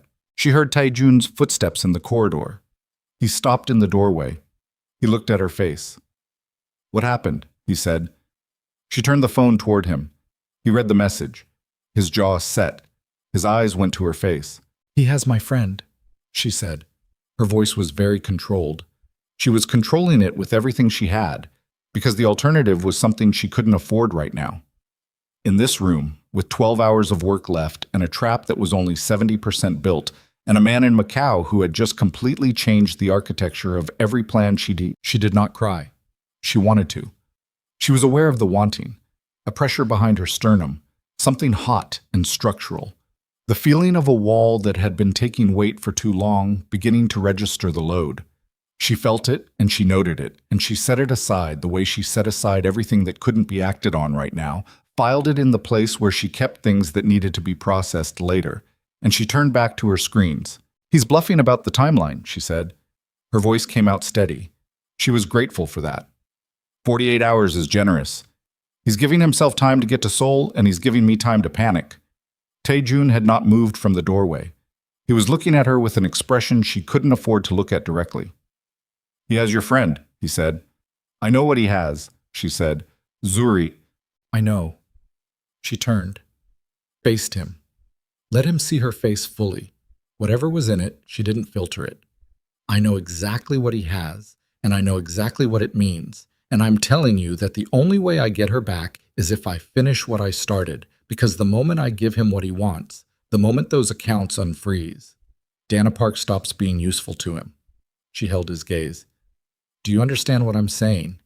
He understood. She could see that he understood. He'll kill her when the accounts are restored, he said. She's a liability the moment she stops being leverage, she said. The only reason she's alive right now is because he needs something from me that I haven't given him yet. The moment I give it... She didn't finish the sentence. Didn't need to. Taejun came into the room. He didn't go to the monitors, didn't go to the desk. He came to stand directly in front of her, close enough that she had to look up slightly to hold his gaze, and his eyes were doing something she hadn't seen in them before. Not the cold operational calculation, not the controlled stillness. Something underneath all of that. Something that the last week had slowly uncovered, layer by layer, the way weather uncovers what's been buried. Tell me what you need, he said. She looked at him.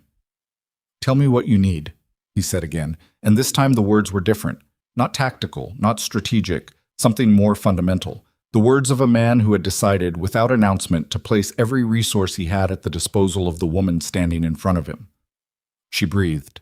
I need 6 hours to finish the evidence package, she said. I need you to find out where Salazar is landing. He's coming personally, which means he's traveling, which means there's a flight manifest or a private charter record somewhere. I need Park Hyun to reach Dana's location in Chicago before Salazar's people decide she's no longer necessary. And I need... She stopped, steadied herself. I need you to trust me to handle the financial end while you handle everything else. He looked at her for 3 seconds. 6 hours, he said. Maybe 5, she said. He turned and walked out. She turned back to the screens and went to work. Bob, the evidence package was the most complex thing she had ever built. It was not a single document. It was a sequence, a precisely ordered chain of regulatory filings, forensic accounting reports, and transaction documentation that had to arrive at specific financial oversight bodies in a specific order to produce a specific legal outcome.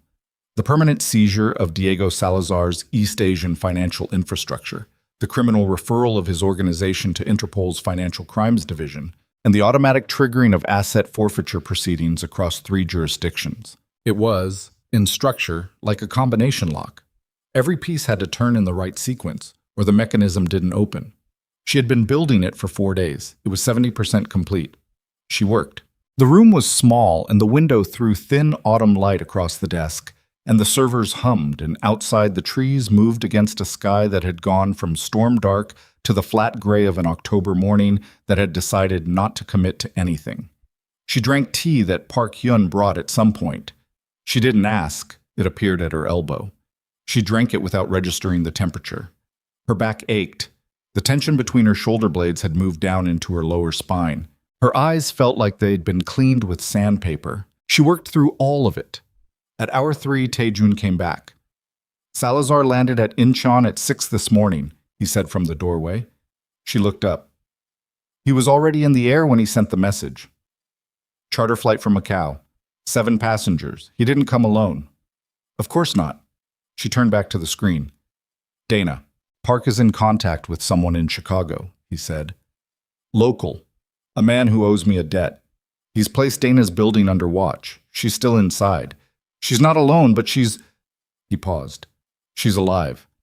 For now, she's alive. For now. The words landed in her chest and she absorbed them and kept typing. Salazar will have picked a meeting location already, she said. He sent the message from a position of control. He doesn't improvise. His financial architecture tells me that everything he builds has redundancy and contingency. He has a location prepared. He'll send it within the next few hours. When he sends it, Taejun said, I need to know immediately. You'll know, she said. He came to stand at her shoulder, looked at the screen, at the evidence package, at the filing sequence she was building, at the combination lock taking shape in real time.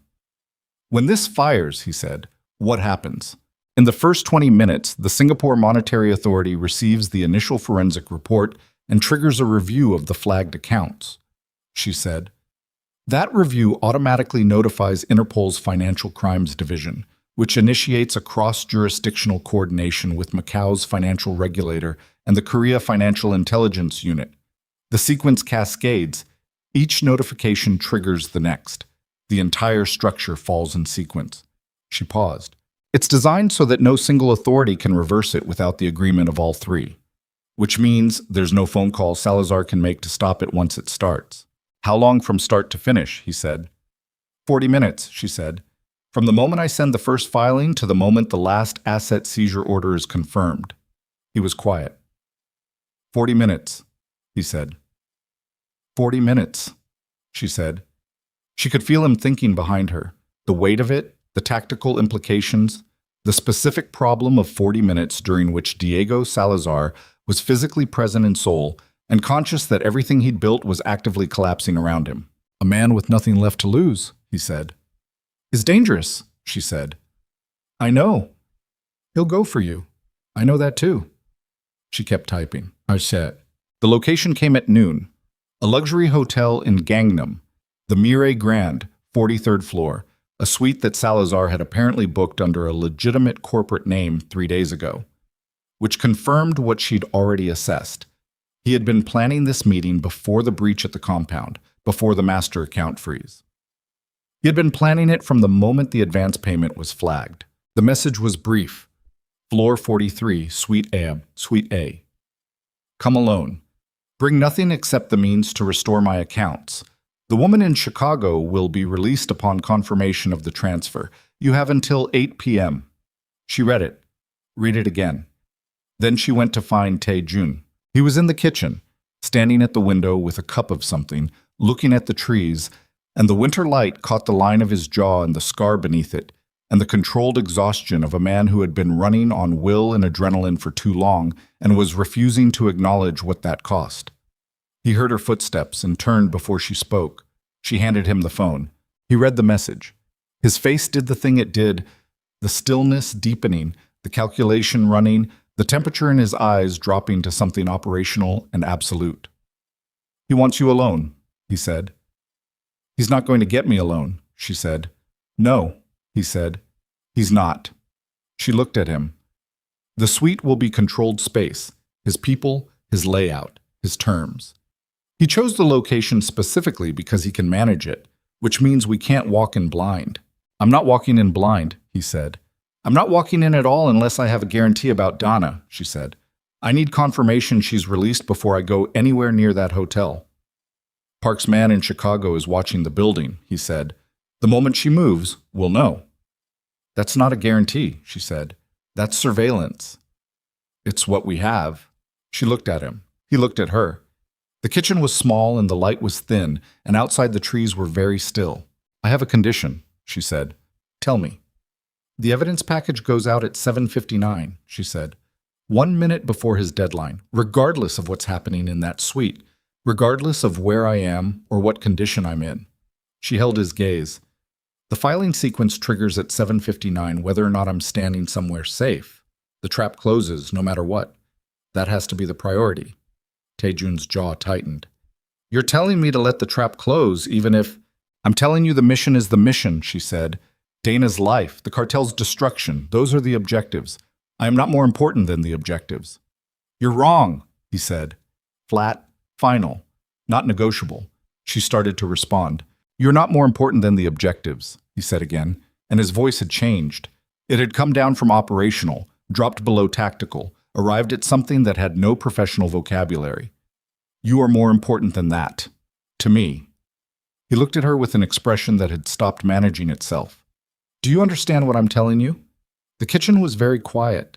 She understood. She had understood, actually, for several days, had watched it surface piece by piece through the walls of a man who had spent decades building walls, and had chosen to let it surface without naming it because naming it would require her to decide what to do about it. And she had been busy, and she had been afraid, not of him but of herself, of what it meant that she had also stopped wanting him to leave the room. Yes, she said. I understand. Then we agree, he said, that you do not walk into that suite without a way out. We agree, she said. He nodded once, turned back to the window. I'll have 4 men in the hotel before 5, he said.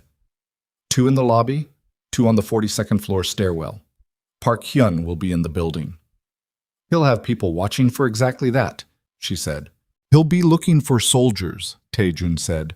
Not hotel guests, not maintenance staff, not the woman checking in at the front desk at 4 in the afternoon. He turned. I know how to put people in a building. She almost smiled. Almost. I set the filing sequence to auto-send at 7:59, she said. It's already built. It's already queued. All it needs is the final trigger. Which you hold, he said. Which I hold, she said. She held up her phone. A single confirmation code. Sent from my phone to the filing system's secure upload address. The moment that code is received, the sequence fires. He looked at the phone. Keep it, he said. Keep it on you every second from now until this is over. I will, she said. She went back to the room. Spent the next 2 hours completing the final 30% of the evidence package, the last of the transaction documentation, the final regulatory filing templates, the confirmation code sequence. At 3:30, she ran a full system test on the autosend function, watched it ping the secure upload address with a test packet, received the confirmation return. It worked. She put the phone in her blazer pocket. Then she changed her blazer, put on the charcoal one, the one she'd been wearing the day she walked into the boardroom, and slid the folder across the table. She didn't think consciously about why. She just put it on. What? The Miri Grand rose 47 floors above Gangnam, and its lobby smelled like money and cut flowers, and the particular air-conditioned stillness of very expensive hotels in the late afternoon. Zuri walked through the front entrance at 6:45, alone, in the charcoal blazer and the cream blouse, and the single gold ring on her right hand, and she did not look at the two men in the lobby who were not guests, and was confident that they did not identify her as the target because she walked the way she always walked. Not fast, not slow, not like a woman trying to pass unnoticed, but like a woman who was exactly where she intended to be and saw no reason to perform otherwise. She took the elevator to the 43rd floor. The elevator opened onto a corridor in cream and gold.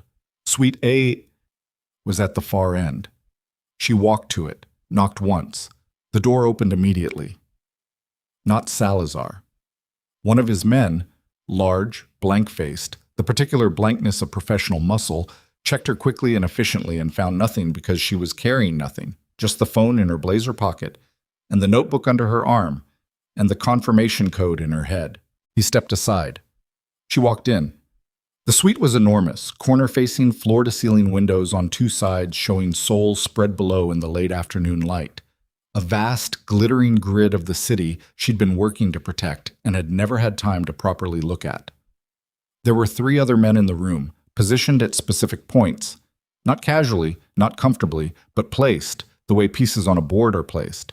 And at the center, standing at the window with his back to her and his hands clasped at his waist, was Diego Salazar. He was smaller than she'd expected. That was always the first thing she'd found. When you met the architecture of a thing in person, it was smaller than the blueprint suggested. He was perhaps 55, slight, silver-haired, in a suit that was understated and very expensive.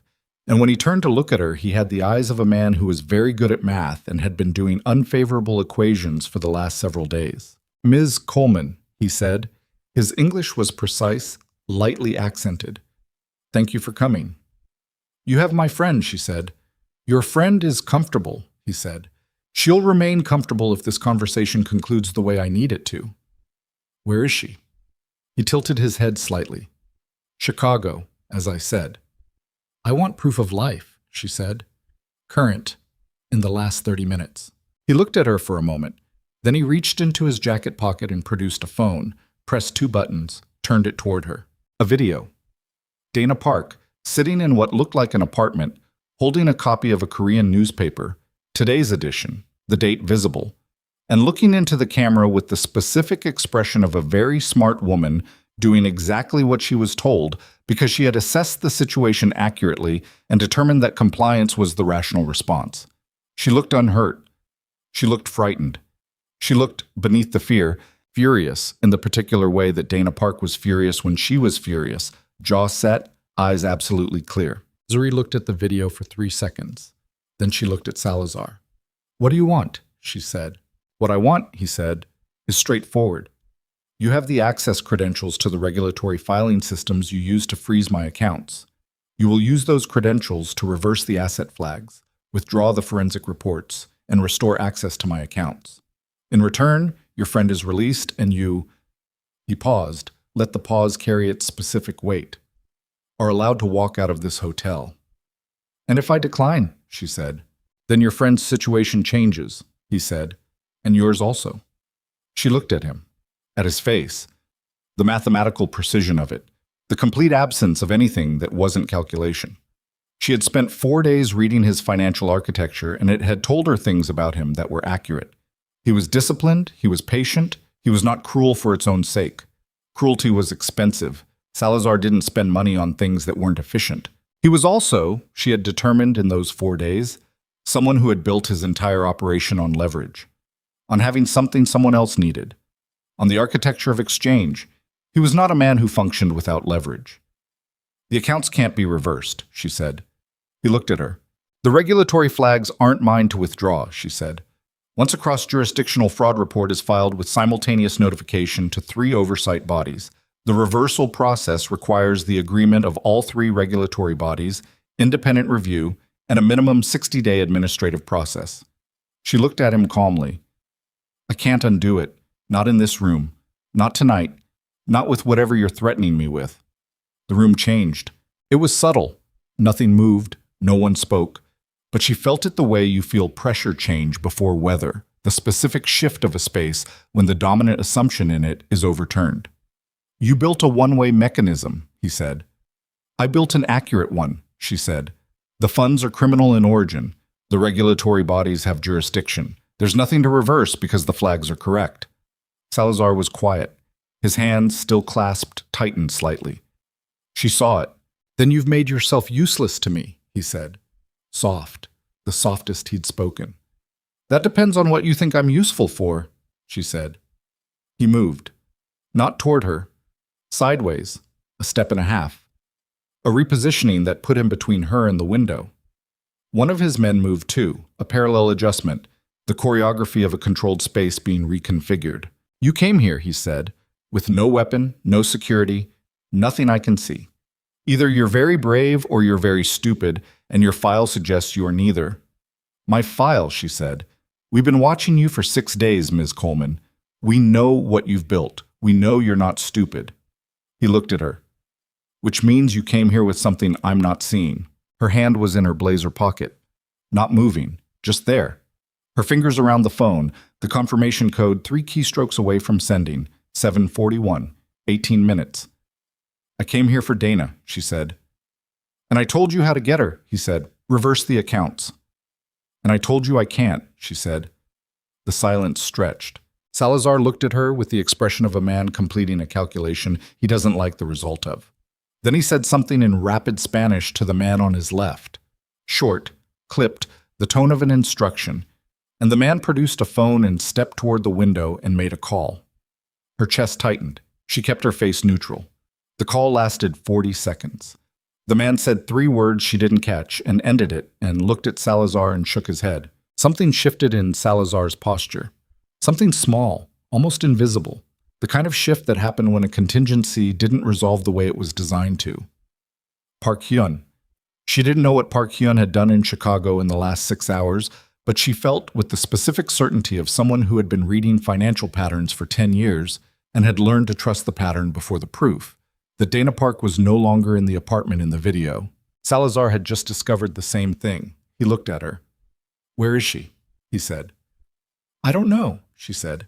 I didn't arrange it, but I'm glad it happened. Something crossed his face. Not rage, not yet, but the precursor to it.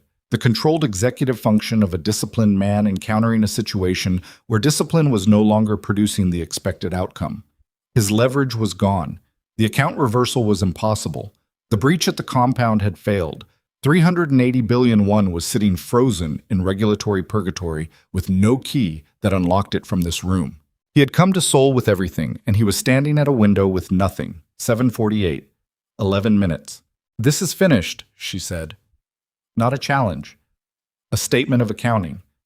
The financial infrastructure is frozen, your expansion is canceled, and the operational accounts you've been using to fund this response are flagged and monitored. You have people in Seoul who are exposed. You have a position that cannot be reinforced. She held his gaze. I'm giving you information, not an argument. The math doesn't change because you're angry. I'm not angry, he said. No, she said. You're calculating. He looked at her. You're calculating what you have left, she said. And what you have left is me, in this room, and the revolver I can see in the holster of the man to your right. And you're deciding whether using it does anything useful. She tilted her head slightly. Does it? The man to Salazar's right moved his hand. Salazar raised 2 fingers. The man stopped. If I kill you, Salazar said slowly, the accounts stay frozen. Yes, she said. The regulatory filings stay active. Yes. Nothing changes except you're dead, he said. Correct, she said. 7:52, 7 minutes. Then what, he said, are you doing in this room? She looked at him.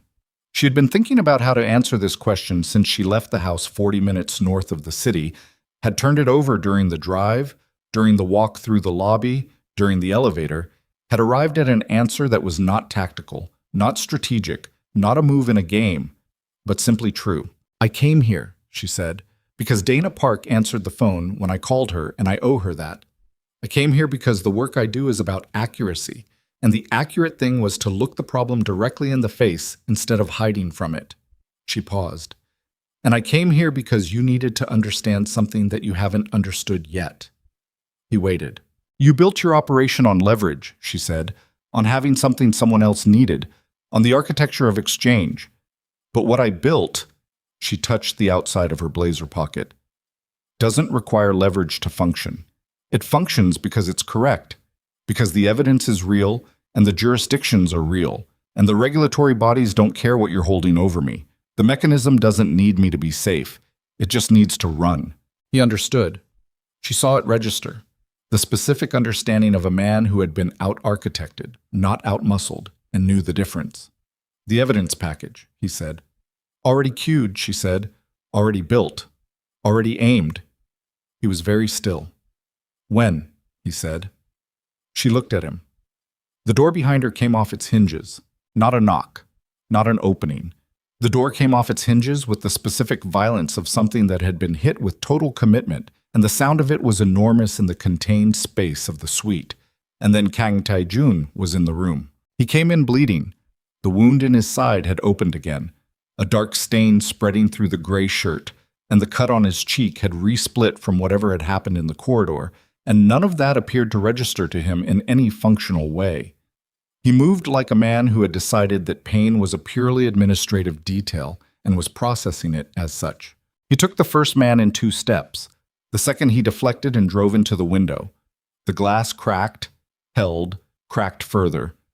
The third came from the left, and Tae-jun caught him by the arm, and the resulting motion was not something she watched in detail, but she heard it and it was conclusive. Salazar produced the revolver from his jacket, not the holster, his own weapon, she hadn't seen it, and put it against her temple in the 3 seconds during which Tae-jun was occupied with the third man. Everything stopped. Tae-jun stopped. The room stopped. The revolver was cold against her skin.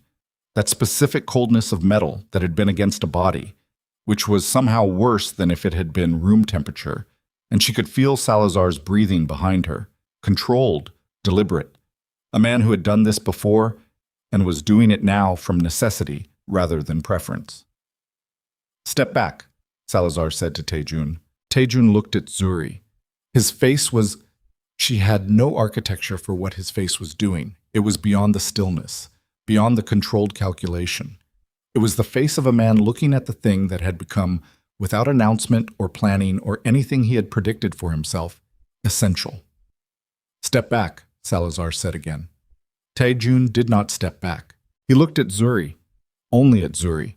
And the question in his eyes was not tactical. It was the most human question. It was, "Tell me what to do." She looked at him. She looked at him and thought about 10 years of being the person who cleaned up after other people's messes. 14 months of being the most capable person in a building full of people who didn't see her. 6 days of being exactly who she was inside the worst version of circumstances, and finding out that who she was held up. She slid her hand into her blazer pocket, found the phone. Her thumb found the screen without looking. The confirmation code was the last thing she'd typed before she left the house, saved in the message draft, 3 keystrokes from sending. She looked at Tae-jun, 7:59. "Move," she said. He moved. She hit send. The confirmation code went out at 7:59 and 41 seconds, and in the moment that Salazar registered what she'd done, the fractional hesitation of a man recognizing the sound of everything he'd built beginning to... The confirmation code sent at 7:59 and 41 seconds, and the sound it made was nothing. A single soft tone from the phone in her hand, the polite digital acknowledgement of a system receiving exactly what it had been waiting for. And that small, quiet sound was the loudest thing in the room. Salazar heard it. She felt him understand it the way you feel a change in a person through physical contact. A fractional tension in the arm that held her, a single sharp intake of breath against the back of her head. The revolver stayed pressed against her temple, but the man behind it was no longer the same man he had been 3 seconds ago. Something had shifted in his arithmetic. Some foundational assumption had been revised mid-calculation, and the result he was arriving at was not the one he had built his evening around. In that fractional second of revision, Taejun moved. He moved the way she had seen him move in the compound corridor during the breach, not with the controlled economy he used in rooms where he had time to be deliberate, but with the total, committed violence of a man who has identified the single moment available to him and is spending everything he has on it. He crossed the space between himself and Salazar in 2 steps, his right hand coming up and past the revolver before Salazar could redirect it, his left hand going to Salazar's wrist, and the gun discharged. The sound was enormous in the enclosed space. The bullet went into the ceiling. Zuri dropped. Not a decision, the body's own decision, the animal intelligence of a nervous system that understood the geometry before the mind did. And she hit the carpet on her knees and felt the phone skid from her hand, and she didn't go after it because what was happening above her required all available space, and she was not in a position to be in the way of it. Taejun and Salazar went into the window. The glass that had cracked when the second man hit it during the initial breach gave fully now. An enormous cascading fracture. Not a clean break, but a catastrophic one. The window fragmenting outward under the combined weight of 2 men and one man's absolute refusal to let the other one go. Cold air and city noise poured through the gap. 43 floors of Seoul spread below them in the dark, the lights of Gangnam blurring in the October air. Salazar was not a fighter. He was a strategist, a builder, a man who had always maintained enough operational distance from the physical mechanics of his organization that his hands stayed theoretically clean. He was also 55 years old and in a suit and had been prepared for a conversation, not a fight. Taejun was 41 years old, shot 26 hours ago, bleeding from 2 separate wounds, and had spent the better part of his adult life learning what happened in rooms when talking stopped. It was not a long fight. It was not clean, either. Nothing about it was clean. Salazar fought the way cornered men fight, without technique, with the single-minded animal intensity of something trying to survive. And he caught Taejun twice in the wound on his left side and once across the resplit cheek, and each impact produced a sound from Taejun that was not a scream but was in the same neighborhood, the compressed violent sound of a body absorbing what it was absorbing and refusing to stop. Zuri was back on her feet. She had found the phone, face down on the carpet, screen cracked across the upper left corner, still functional, the sent confirmation visible in the message log. She stood at the edge of the space and made a decision, in the specific practical way she made decisions, about what she could contribute to the next 30 seconds and what she could not. She could not contribute to the physical resolution. She could contribute to what came after. She went to the suite's house phone on the side table by the window, picked it up, and called the front desk. Her voice was completely level. She reported that she believed a medical emergency was occurring in Suite A on the 43rd floor and requested that emergency services be contacted and that the hotel security team come to the floor immediately. Then she put the phone down and turned back to the room. It was over. Salazar was on the floor, his back against the wall below the fractured window, the cold air moving through the gap above him. He was conscious. He was not moving. One of his hands was pressed to his face, and the other was flat on the carpet at his side in the specific posture of a man who has exhausted every available option and has arrived at the last one. Taejun was standing. Barely. His left hand was braced against the wall. The stain on his shirt side no longer contained to a patch. It had spread, dark and definitive, a body communicating a fact that he was still declining to acknowledge directly. The cut on his cheek was open again and bleeding freely, and he was breathing in the careful, measured way that meant the breathing required effort. He looked at Zuri. She crossed the room and put her hand on his arm. Not to support him, or not only to support him, the way you put your hand on someone to confirm they exist, that they are solid, that the last 30 seconds produced this outcome and not another one. He put his free hand over hers. They stood like that for a moment, in the fractured room, the city cold and loud through the broken window, while below them Seoul continued its enormous, indifferent life. "You hit send," he said. "Yes," she said, "before I came through the door." 7:59, she said. "You were 40 seconds behind." He looked at her. "I was exactly on time." "You were," she said. "You were exactly on time." From somewhere below, the sound of elevator doors, rapid footsteps, The specific organized noise of hotel security arriving on a floor where something had gone seriously wrong. Park Hyun's voice in the corridor. She recognized it, calm and authoritative, managing the incoming information the way Park Hyun managed everything, with the particular efficiency of a man who had decided that competence was a form of loyalty. She looked at Salazar. He looked back at her from the floor. His face had done what Taejun's had done in the kitchen that morning. The dropping of a managed exterior, the arrival of something underneath that hadn't been visible before. In Salazar's case, it was not softness. It was exhaustion. The specific, complete exhaustion of a very disciplined man who had run a very large machine for a very long time and had now watched it stop. The accounts, he said. His voice was even, still. Accounting for assets to the last. Frozen, she said. All of them. The sequence completed in the last 4 minutes. The evidence package. Filed, she said. 3 jurisdictions. Interpol notification triggered. She looked at him. It's done. He looked at the ceiling, at the fractured window, at the city beyond it. He was quiet for a long moment. You're very good, he said. I know, she said. I should have, he started. Yes, she said. You should have. The security team came through the door. What followed was this part that nobody made movies about. The procedural aftermath, the statements and the authorities, and the managed extraction of a situation that was never going to resolve cleanly in a luxury hotel suite on the 43rd floor. Park Hyun handled most of it with the fluid authority of a man managing a narrative, which was its own kind of skill. Taejun was taken by his private medical team before the Korean National Police Agency's Organized Crime Division arrived, which was not accidental. Salazar was taken by the police. He did not resist. He sat in the chair that a young officer brought him, in his expensive suit with the carpet burns on the knees and the blood on the collar from Taejun's final blow, and he answered questions in the precise, cooperative tone of a man who had calculated that cooperation was now the only remaining rational choice. His organization had been stripped to the bone by Zuri's evidence package. His financial infrastructure was gone. His expansion into East Asia was finished. He had come to Seoul with everything. He left it in handcuffs. Zuri gave her statement to a detective named Inspector O, who was approximately 50 years old, thorough, and had the specific quality of a good investigator. She asked questions slightly sideways, never directly at the thing she was actually asking about, and listened to the answers with the quality of someone who was hearing not just words but the architecture behind them. Zuri answered everything she could answer within the honest boundaries of what she was prepared to say. She was the head of financial oversight for Hanseong Capital.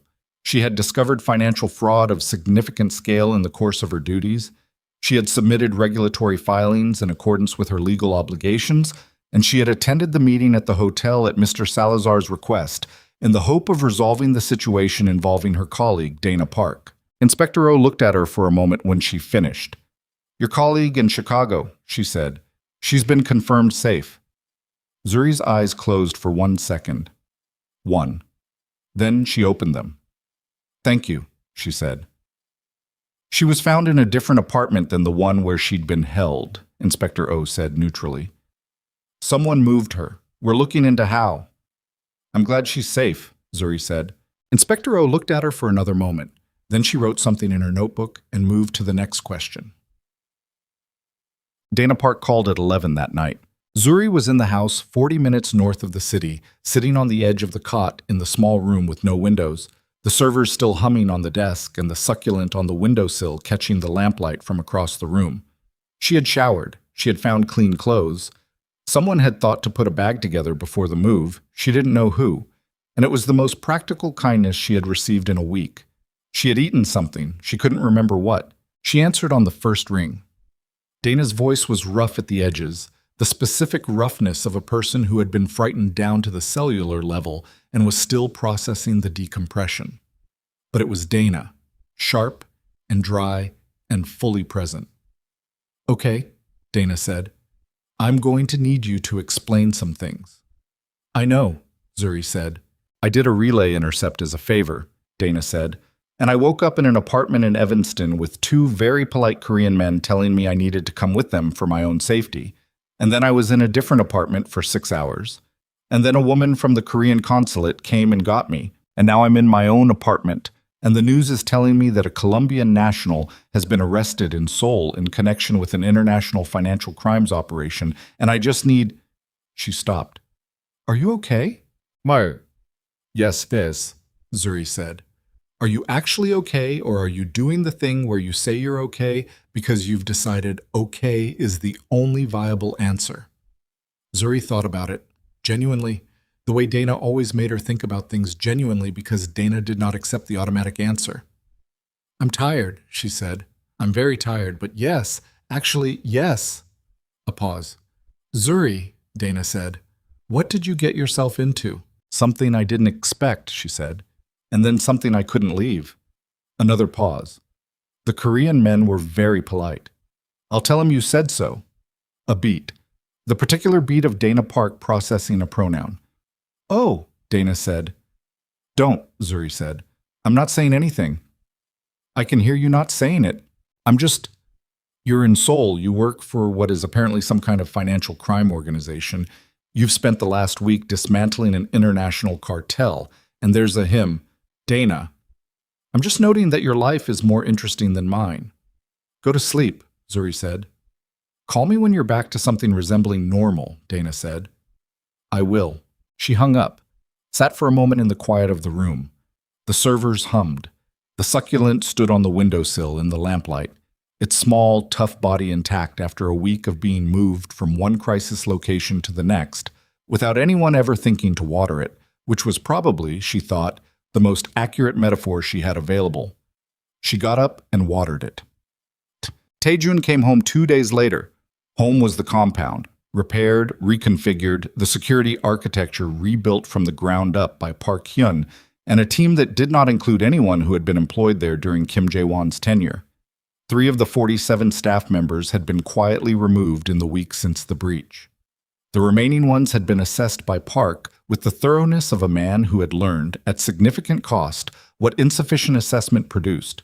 He came home with new dressing on his side, and the cheek mostly healed in the kind of quiet that settled on a person after they had been somewhere very loud for a long time. Zuri was on the 44th floor when he arrived, back at the desk with the Han River through the window and the succulent on the sill, and 2 monitors showing the post-seizure documentation she was completing for the Financial Intelligence Unit, the clean, procedural, legitimate end of what had started as 11 weeks of irregular transfer timing.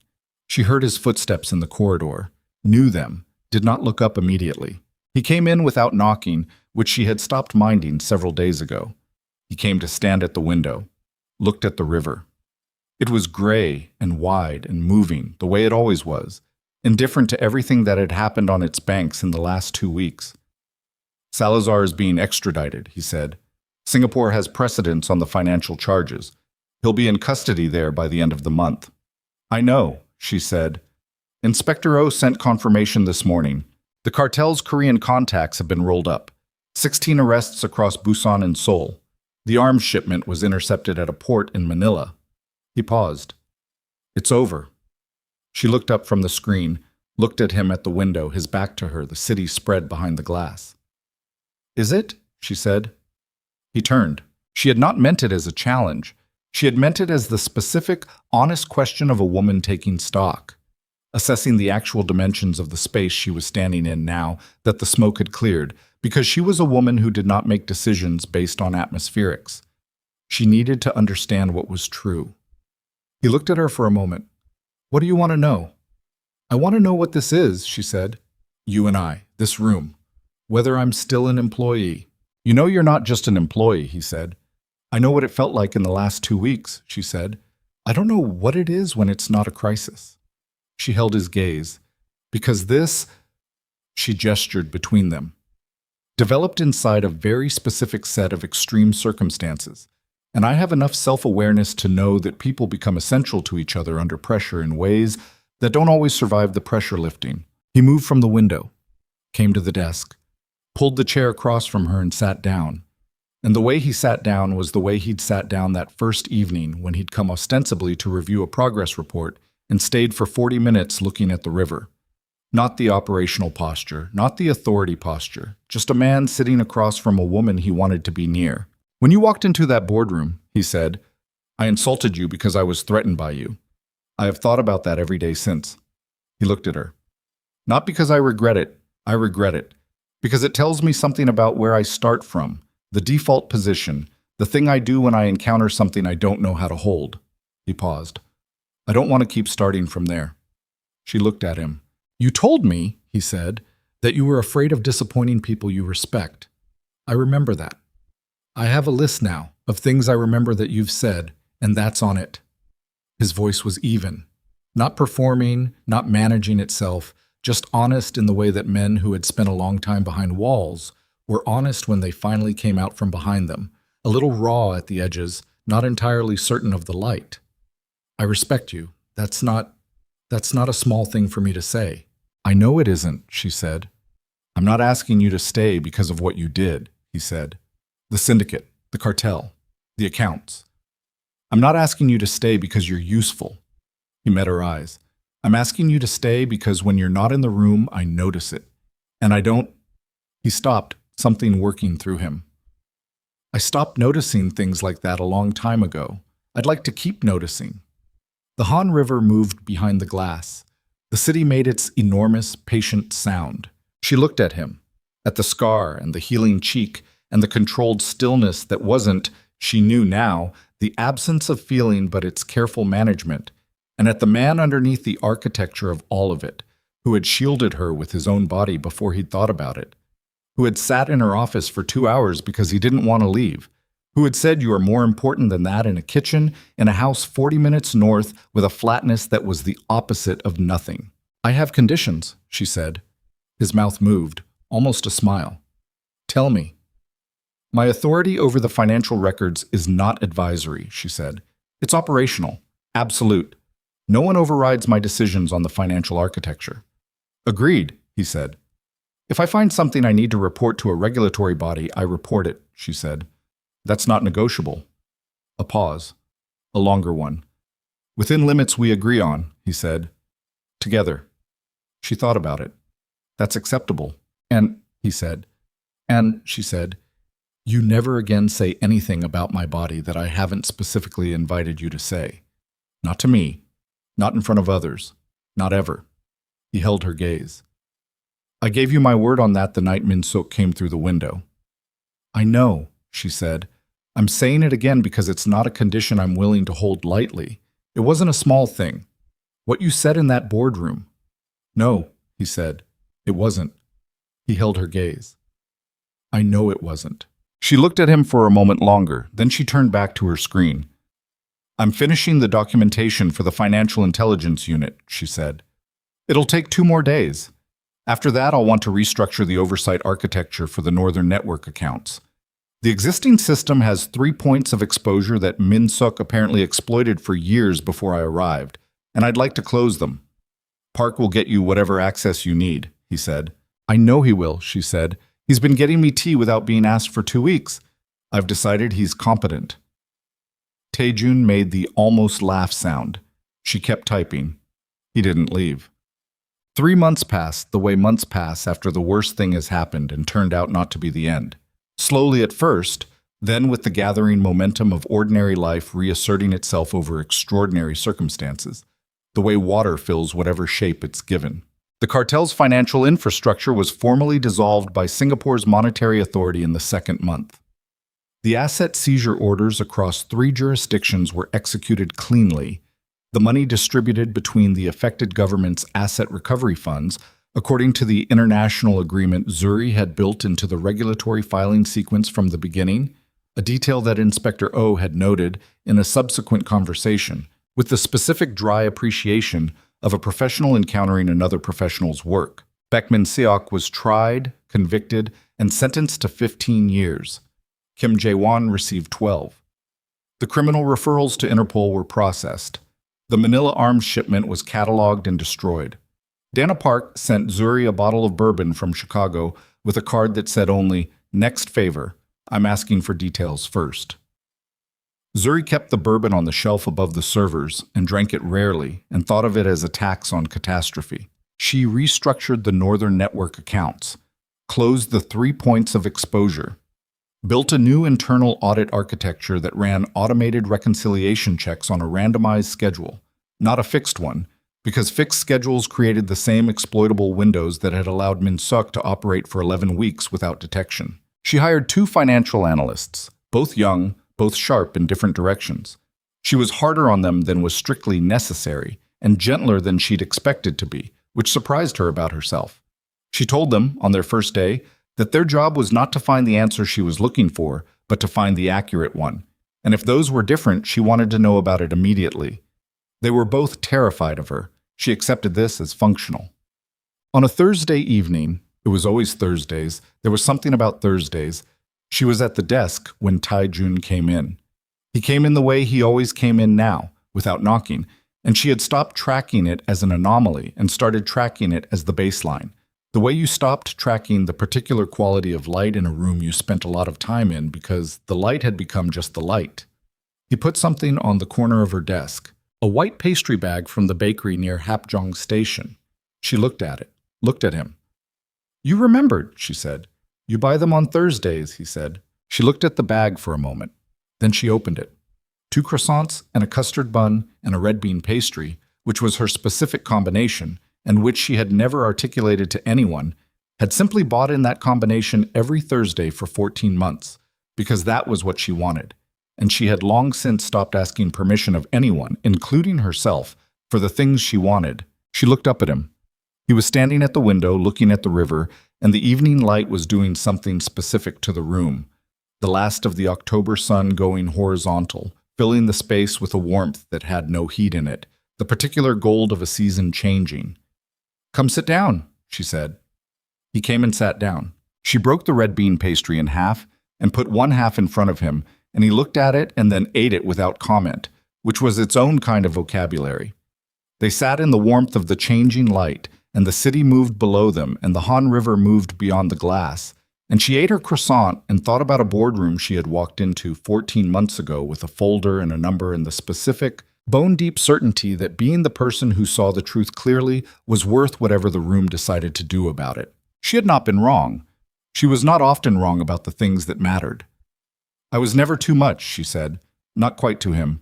More to the room, to the window, to the version of herself who had stood alone in that boardroom with 12 trembling executives and one very still, very dangerous man, and had opened a folder and said, "Here is what is true."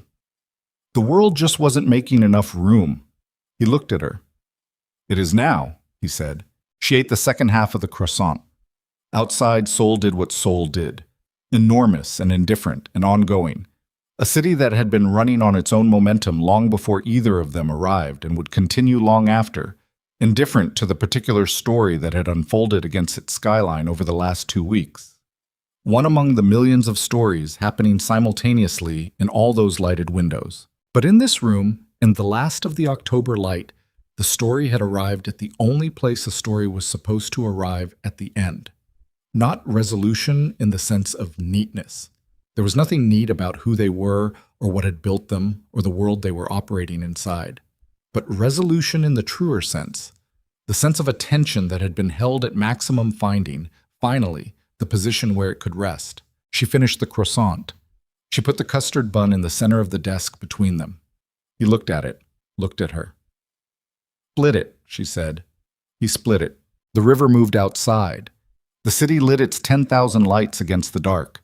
And in a room above the Han, a woman who had never needed the world's permission to be exactly who she was, split a custard bun with the most dangerous man in Seoul and understood, with the clarity she applied to everything that mattered, that this was what it looked like when the room finally got big enough. She had made it big enough. She had done it herself. That, she thought, was the only ending worth having.